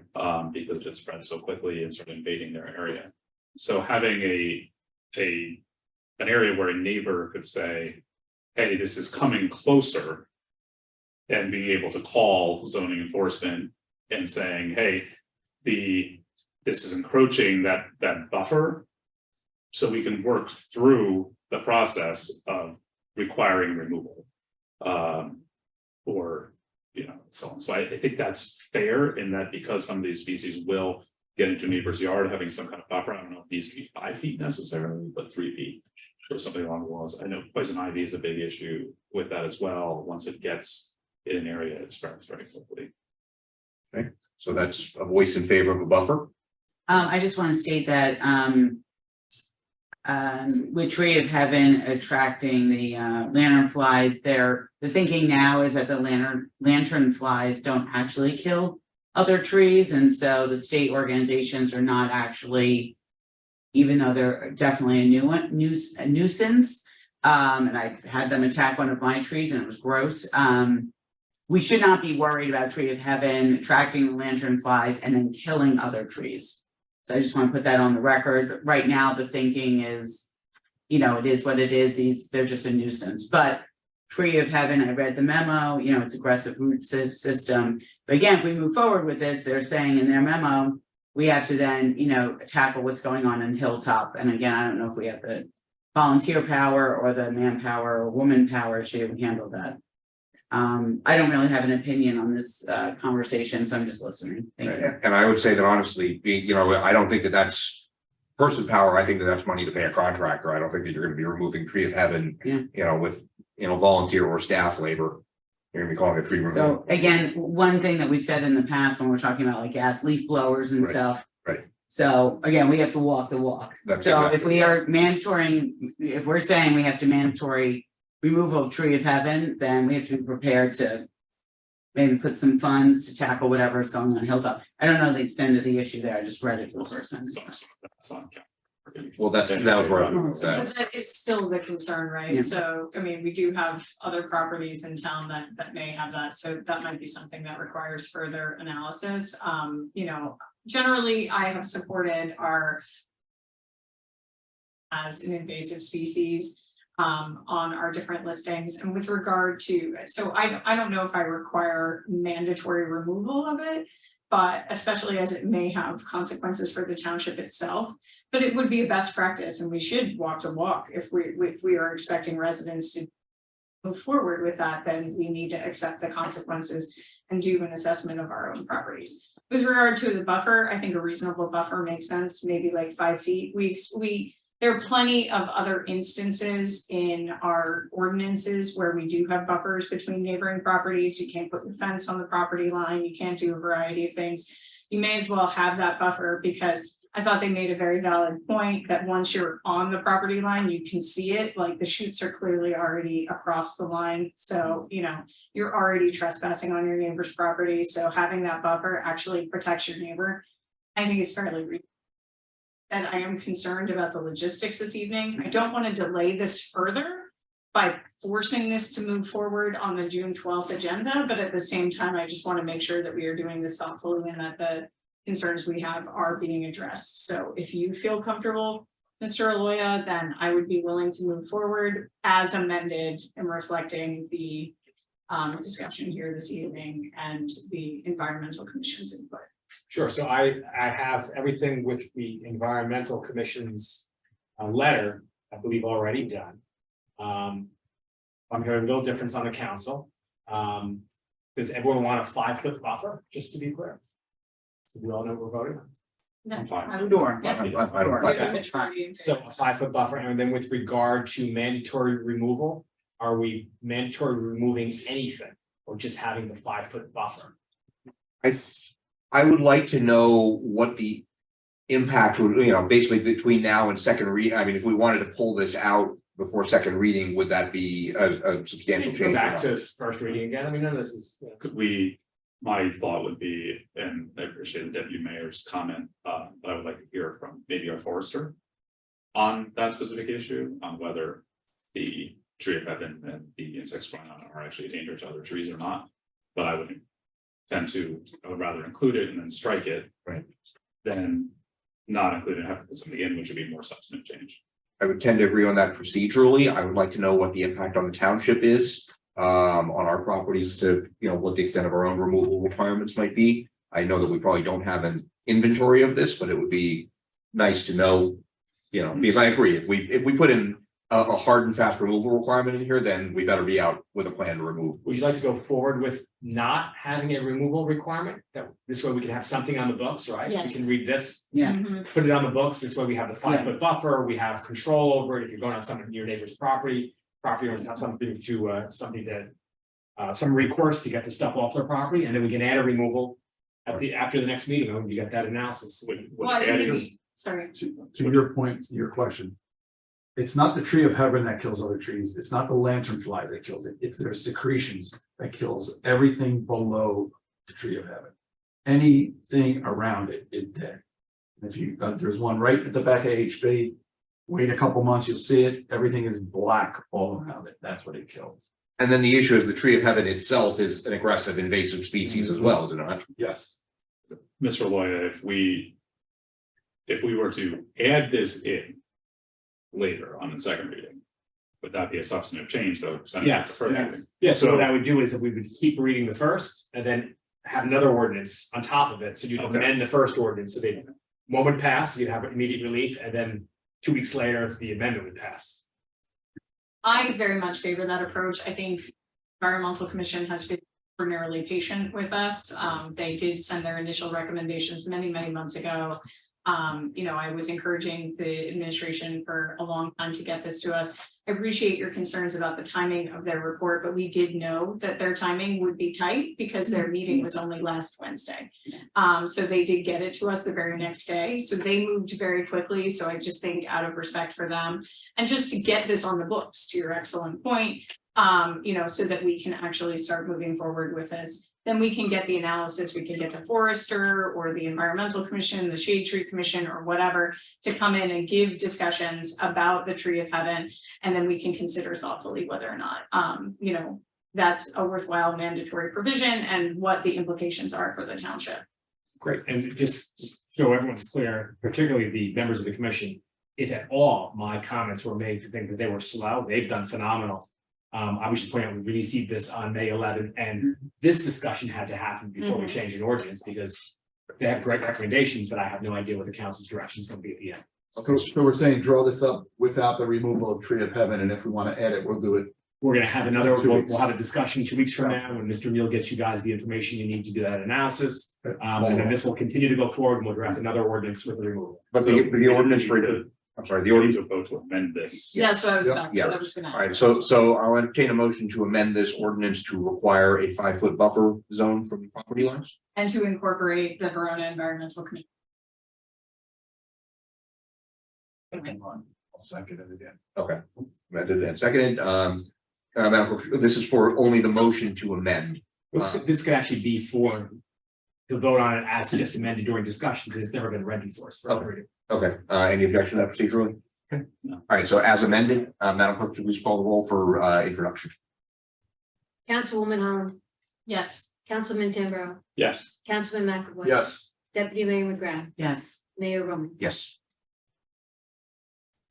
All right, and I'd ask that the administrator, I'm sorry, if you want to state the vote on it in the public hearing. Oh, I'm sorry. The amendment, creating the chapter of 307 entitled invasive plant species and trees as amended as passed 5-0 and will be published according to law. And there will be a public meeting on June 12th. Okay, so, right, and I would ask the township administration to be prepared to report to us on spotted lanternfly and tree of heaven removal within the township properties. All right, moving on, our final ordinance on first reading. Madam Clerk, please read the title of H4 into the record. Amending the chapter 565-1 schedule of fees, chapter 140-20.3C, changing station fees of the code of the township of Verona. Thank you much. Would somebody like to- Yep. Would somebody like to move that? So moved. I heard about 3 of those. I'm going with, You guys. I'm going with Councilwoman Holland. Yeah. All right, who do I have a second? Second. Seconded with Tim Burrow. He was beat up by a fraction of a second. All right, this is relatively straightforward. We've discussed this. Any council concerns or discussions? Okay. Madam Clerk, please call the roll. Councilwoman Holland. Yes. Councilman Tambro, Yes. Councilman McAvoy, Yes. Deputy Mayor McGrath. Yes. Mayor Roman. Yes. Mayor Roman, ordinance number 2023-25 as passed 5-0 will be published according to law and a public hearing will be held on June 12th. All right, going into the consent agenda, we have one set of minutes from the April 25th meeting. Does anyone have any concerns with those minutes? Okay. As far as resolutions go, Oh, wait, I'm sorry, may I make a comment? yes, I thought there were 2 sets of minutes that we were emailed. right, there's only one on the agenda. Yeah, so unless we want to amend our, There's 2 on the printed agenda there, April 25th and May 1st. okay, I'm looking at the one that's in the meeting binder. Oh, so there it was. Oh, man. Just starting to, it's over there. The Special meeting of April 25th and the May 1st meeting. Those were the ones that were provided to us. I'm just looking at what's on the website. Well, I mean, we can, Procedurally, what can, I'm sorry. yeah, do we, if it's, I'm looking at the version that's in the meeting binder folder, above the one that was publicly posted, so that we, Yeah, the one that was publicly posted doesn't say May 1st. it doesn't have, yeah, okay, that's one in the meeting binder, so we can always add minutes at the, it has no real change. So we'll just do the April 25th set of meetings. Resolutions, transfer of interests for Verona LAHTC urban renewal from Pearl to Conifer, otherwise known as the Chemical Project. 2 declarations by Ryder for the Children's Fund and Recreation. 2 contract closeouts, 2022-10 and 12. These were both street paving. Street paving. The one is the Ann Cypress River main project. The other is the Town Hall ADA ramp. ADA ramp. Thank you. Authorizing the execution of a service agreement for a deferred compensation plan, contract with Larissie Associates, contract with Montana Construction, North Jersey Pump, SMS Suburban Sports Group, disposal of a 2004 ambulance, miscellaneous police equipment, refund of escrow, declaration of the first Friday in June to be National Gun Violence Awareness Day, and our executive session this evening, which will contain settlement negotiations and Mr. Roy. Litigation and land. potential property purchase. Okay, and no licenses and permits. Yes, Mayor, could I remove one resolution? Yes, please do. K6. K6, which is the deferred compensation plan. some discussion. Okay, so we'll have that one discussed. Does anyone else wish to see anything removed from the consent agenda? Okay, somebody like to move the consent agenda? So moved. All right, moved by Councilman Timber. Do we have a second? Second. Okay, I'll open up public comment for the consent agenda items only. Under the previous public comment period where you'll have 4 minutes to comment on consent agenda items only, *9 if you're on phone or raise your hand on Zoom. Seconds, last call. Okay, any council discussion on the consent agenda? I have an item, for, is it K8, or the Laracy and Associates resolution? Yeah, it's on the agenda, it says 7, on the packet, it says K8. So it references that the Township of Verona had need for payroll, has so present tense, need for payroll services during part of the 2023 year. My understanding was that we were hiring somebody to come in and do payroll. So is this for the part of the year where we didn't have a payroll person? Or how is this working? Yeah, this is we anticipate going over the 17.5 threshold. Actually, the new payroll person started today. Oh, okay. Which is great. So this contract is actually just gonna cover us during that training session. Okay. So we will go over that 17.5 after we finish all the training this year. Okay, but then this will discontinue because we have hired this new staff. Correct. Any other council discussion? Steve already answered. Okay, all right, Madam Clerk, would you please call the roll? And this is with the exception of K6. Councilwoman Holland, Yes. Councilman Tamburo, Yes. Councilman McAvoy, Yes. Deputy Mayor McGrath, Yes. Mayor Roman. Yes. Mayor, resolutions will be numbered 2023-97 to resolution 2023-111. Very much. All right, now let's go to K6. You want to raise any objection you had, or would you like Mr. Neal to? I have just a couple questions on it. This is for a 403B program, is that? 457. 457 program.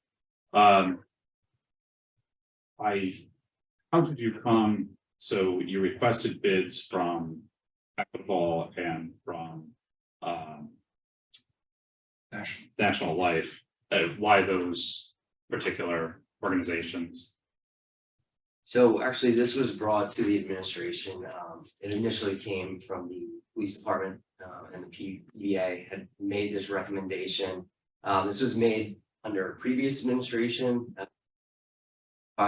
So we had some back and forth, and then the township administration, the new township administration met with this group just over a Zoom meeting, and felt comfortable with adding them as an additional. And who is paying the administration fees? Is that something the township is covering, or is that being paid by individual member plans? I would have to give it back to you on that. Because it could go either way, and I know Equitable tends to have a higher fee structure than some others, and I would suggest, I don't have a problem approving this necessarily, if the township, just knowing who's going to be actually paying the bill for it. And the other suggestion I have is that the township look at another vendor that has a lower fee structure. There are a couple out there. I don't necessarily mention in the meeting, but you can talk to the school district that did it quite well. It has a lower fee structure to participate in the program if you manage your own account a little bit more, because the fee structures on all of these tax deferred compensation plans can be actually pretty high. So just if the employees came to you with this, then that's fine, but just to have another option out there, you got as many vendors as you want, and people can opt into them. So we do, just to know, we do currently have 3 other vendors, so this would be the 4th additional vendor as an option. And so this is being treated how the other vendors are. Correct. Then I'm fine with it. Okay. Any other council discussion on this one? Did I already take a motion in a second on this one? I believe. No, I did not. Would somebody like to move this resolution? So moved by Councilman Tamburo. Do I have a second? Second. Seconded by Deputy Mayor McGrath. Any further council discussion? Madam Clerk, would you please call the roll? Councilwoman Holland, Yes. Councilman Tamburo, Yes. Councilman McAvoy, Yes. Deputy Mayor McGrath, Yes. Mayor Roman. Yes. Mayor Roman, the resolution will be number 2023-112. Okay. Passes 5-0. Okay, we do have an addendum this evening. There's one item in it, which is a resolution regarding a contract award for various ADA curb ramp improvements. As well as, we've had some discussion about addendums and contract awards, so I do just want to know about the, the timing for the doing this as an addendum rather than in the regular resolutions. Yes, so we had the bid opening on Wednesday, May 10th. So the timing is tight on this one. Normally would maybe wait a little bit longer to award, but we are on a deadline for this with CDBG money. The project has to be fully completed and paid for by August 31st of this. So we are on an expedited timeline, but we feel comfortable with it if we are able to award tonight. We were happy with where the bids came back. There was a bond ordinance for $250,000, I believe, for this project. Bids came in for about $131,000. Then we have some engineering costs of $24,000, $25,000. So the budget is looking good. Somebody like to move the resolution? So moved. Moved by Deputy Mayor McGrath, seconded by Councilman McAvoy. Any council discussion? How much CDBG money are we getting? That's what I was trying. I forgot to look like 90,000 for this one. Any other Talked about this at your last, it was in one of your last. Okay, any other discussion? Okay, Madam Clerk, would you please call the roll? Councilwoman Holland, Yes. Councilman Tambro, Yes. Councilman McAvoy. Yes. Deputy Mayor McGrath. Yes. Mayor Roman. Yes. Mayor Roman 2023-113 passes 5-0. Moving on to new and unfinished business, discussion on the display of flags. Somebody have that? Yeah, you want to answer? Sure. So the display of flags is, I think, an easy discussion. You guys passed an ordinance a while back. Under the last administration, as it was referred to earlier, that says that it's the council's, this township speech, and it's not supposed to be done by individuals. So the reason this is easy is many suicide awareness, breast cancer, different events happen every single year. And I'm assuming every year you're gonna have those flags. So there's a group of flags that we've gone through, more than a complete year with this ordinance. So the object is to codify those that we're going to continue to do every year. And those that are special, the council can still do by resolution, but this makes it easier and sends a message not only to the residents that these things will be done on a regular basis annually, but also stops what I'll call some of that discussion from happening that shouldn't happen, right? This is supposed to be your speech, not necessarily the public speech. So it makes it clear by codifying those flags that you're going to raise on a regular basis. And the object here, and this is only for discussion, that Stephen would put a list together of all the different flags we've raised recently to date, and would include those flags in the list that will be annual or are recommended to be annual, and then you can decide to add and subtract from that before we ordain it. And there's ones like, I remember we flew a flag to support Ukraine. That wouldn't necessarily make the ordinance, because that's one that you'll pass a resolution for every year until it's no longer, because hopefully that the war will end one day, and Ukraine will be like all the other countries that we don't necessarily raise every country's flags. But until that point, that should be done by resolution. Is my point. But those that we know are gonna be every single year for as long as we can possibly see, right? I think that can be codified. So this is essentially just administrative simplification would be, It kills the discussion. The only thing the administration would be telling you on an annual basis, this is the date for the flag raising, if you want to be there, anyway.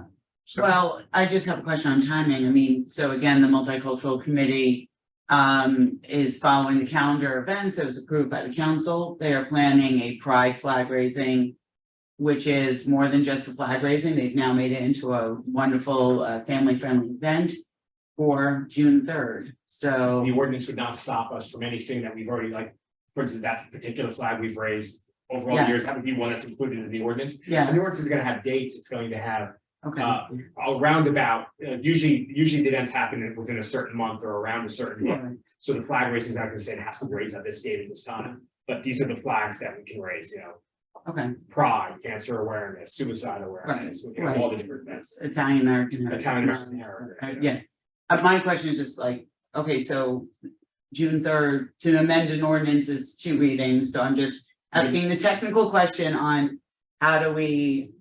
I would love to hear the council's thoughts on amending this ordinance for the long term, but I have an immediate question, how do we get pride accomplished? In Because my we don't have opinion, anything- in my opinion, you've already done pride. Yes. You've already raised it.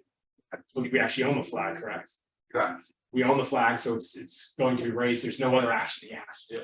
The resolution has not gone out of effect or, Well, it has, meaning the township actually owns the flag, so they can certainly, it's not a flag that's wrong, but if you want to pass a resolution confirming that, you can do it actually tonight if you want to add it to your agenda. Yeah, I think, our current ordinance would require us to pass that resolution. I thought that was consistent with your prior advice about government speech, was that we are passing these resolutions. I totally appreciate the streamlining that comes from adding these to the ordinance, but if we do have events that are coming up in very near term and we don't have time to introduce that ordinance prior to that, because it's not just Pride, it's like Juneteenth as well.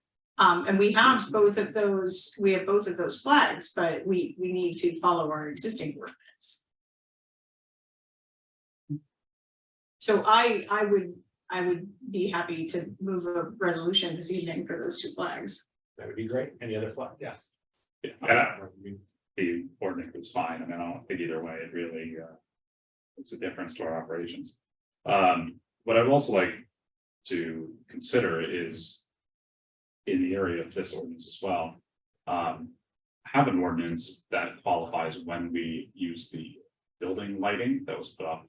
The lights on the buildings were put up without the council even knowing, as far as I know. We didn't approve any expense for it. So we just sometimes turn them on, we sometimes have a resolution like we did tonight. That also is government speech effectively. So in my opinion, we should have an ordinance that establishes when that happens, for how long. And you often have multiple causes and organizations that want to do that. If it were up to me, I would not put the lights in the first place because I just don't like lights being on buildings, but that's just me. I think it's ugly, but anyway, since we have them and they have done some nice things for the community, I'm happy to keep them, but we should have an ordinance that sets forth under what conditions we actually employ them, being that we are using a facility as effectively speech. Sure, we'll draft something up. Thank you. so are there any objections to what's being asked of us tonight about, codifying certain flags, subject to that list being, we want to see the list, obviously. Yeah, But for sure. I mean, this is a new business discussion where we're giving direction. We want to see that list. Is there anything else that we need to do? Just pass a resolution so that we can raise the pride flag and Juneteenth in the month of June. Okay, let's wrap up this discussion and then if you want, at the end of new business, we can introduce resolutions. All right, anything further on this one for direction of the township? All right. Got a second to close this. Okay, next up on new business. Wait, so can we make the motion for the resolution? There was one more new business item. I was gotta get back up to my agenda here. The reorg meeting. Oh, the real. Reorg Thank meeting, you. but Jen's on here. Right, okay. Well, the reorganization We meeting, still have to we still had a discussion, and the other real discussion that Jen wanted to bring up was the fact that your ordinance requires the reorganization to happen. I think it's July 1st at noon, and that's by your ordinance. So if you're going to have that, that's great. If you're thinking about that's not a possibility for whatever reason, we should do something to recognize the fact that you're not following your own ordinance. Her reason for bringing it up, so everybody knows, July 1st is Saturday this year, because 4th of July is Tuesday. So most people are having off Monday and Tuesday. The council, I was just gonna add, the council's done reorgs on Saturdays before 4th of July weekend. I think it happened in 2017 when. So we used the reorg meeting did not used to be on a hard date a while back. It used to just simply be on a date selected, for convenience, close to the turnover date. This is going back a ways. Then it was ordained specifically that it would be July 1st at noon. So I guess that's the question. Our understanding was that it had to be done on July 1st at noon. Other than our own ordinance, is there anything related to state law or our own operation that requires that we reorganize on July 1st at noon?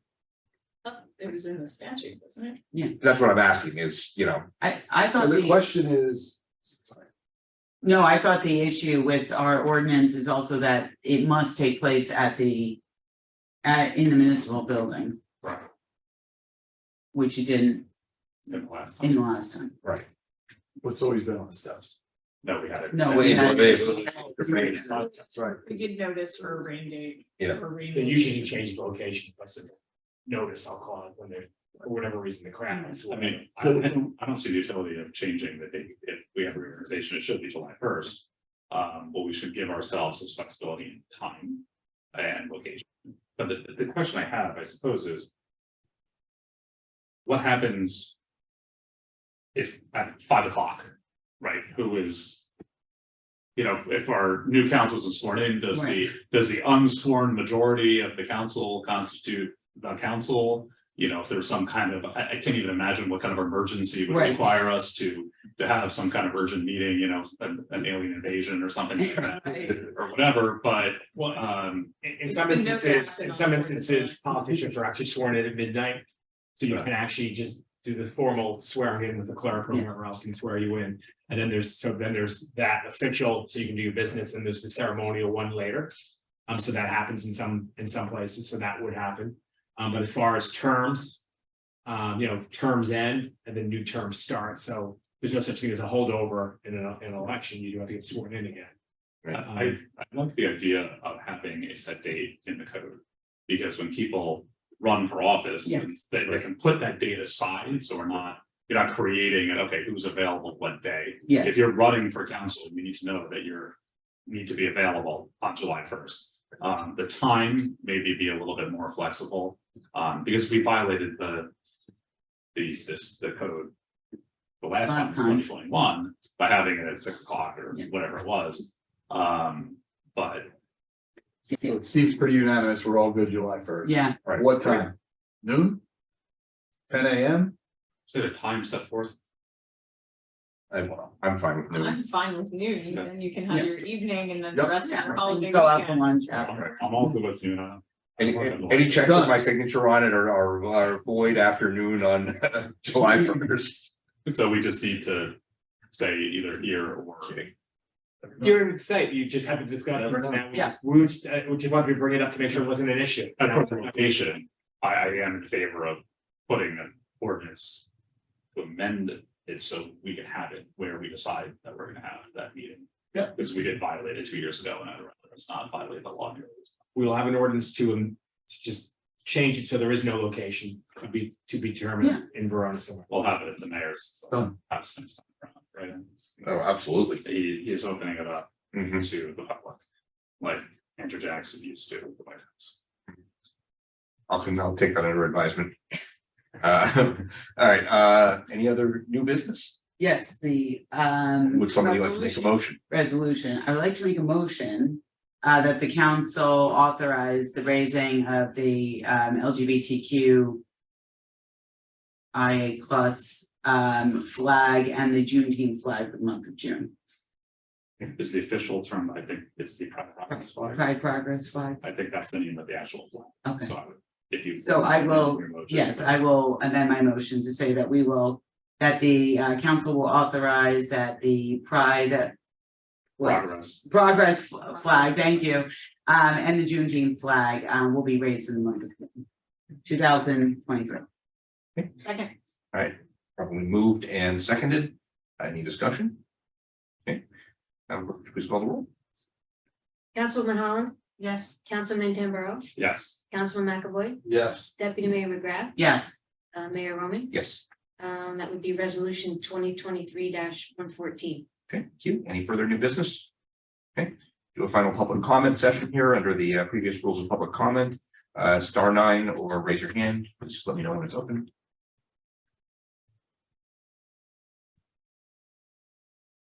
Or anyone in the room that wants to get up.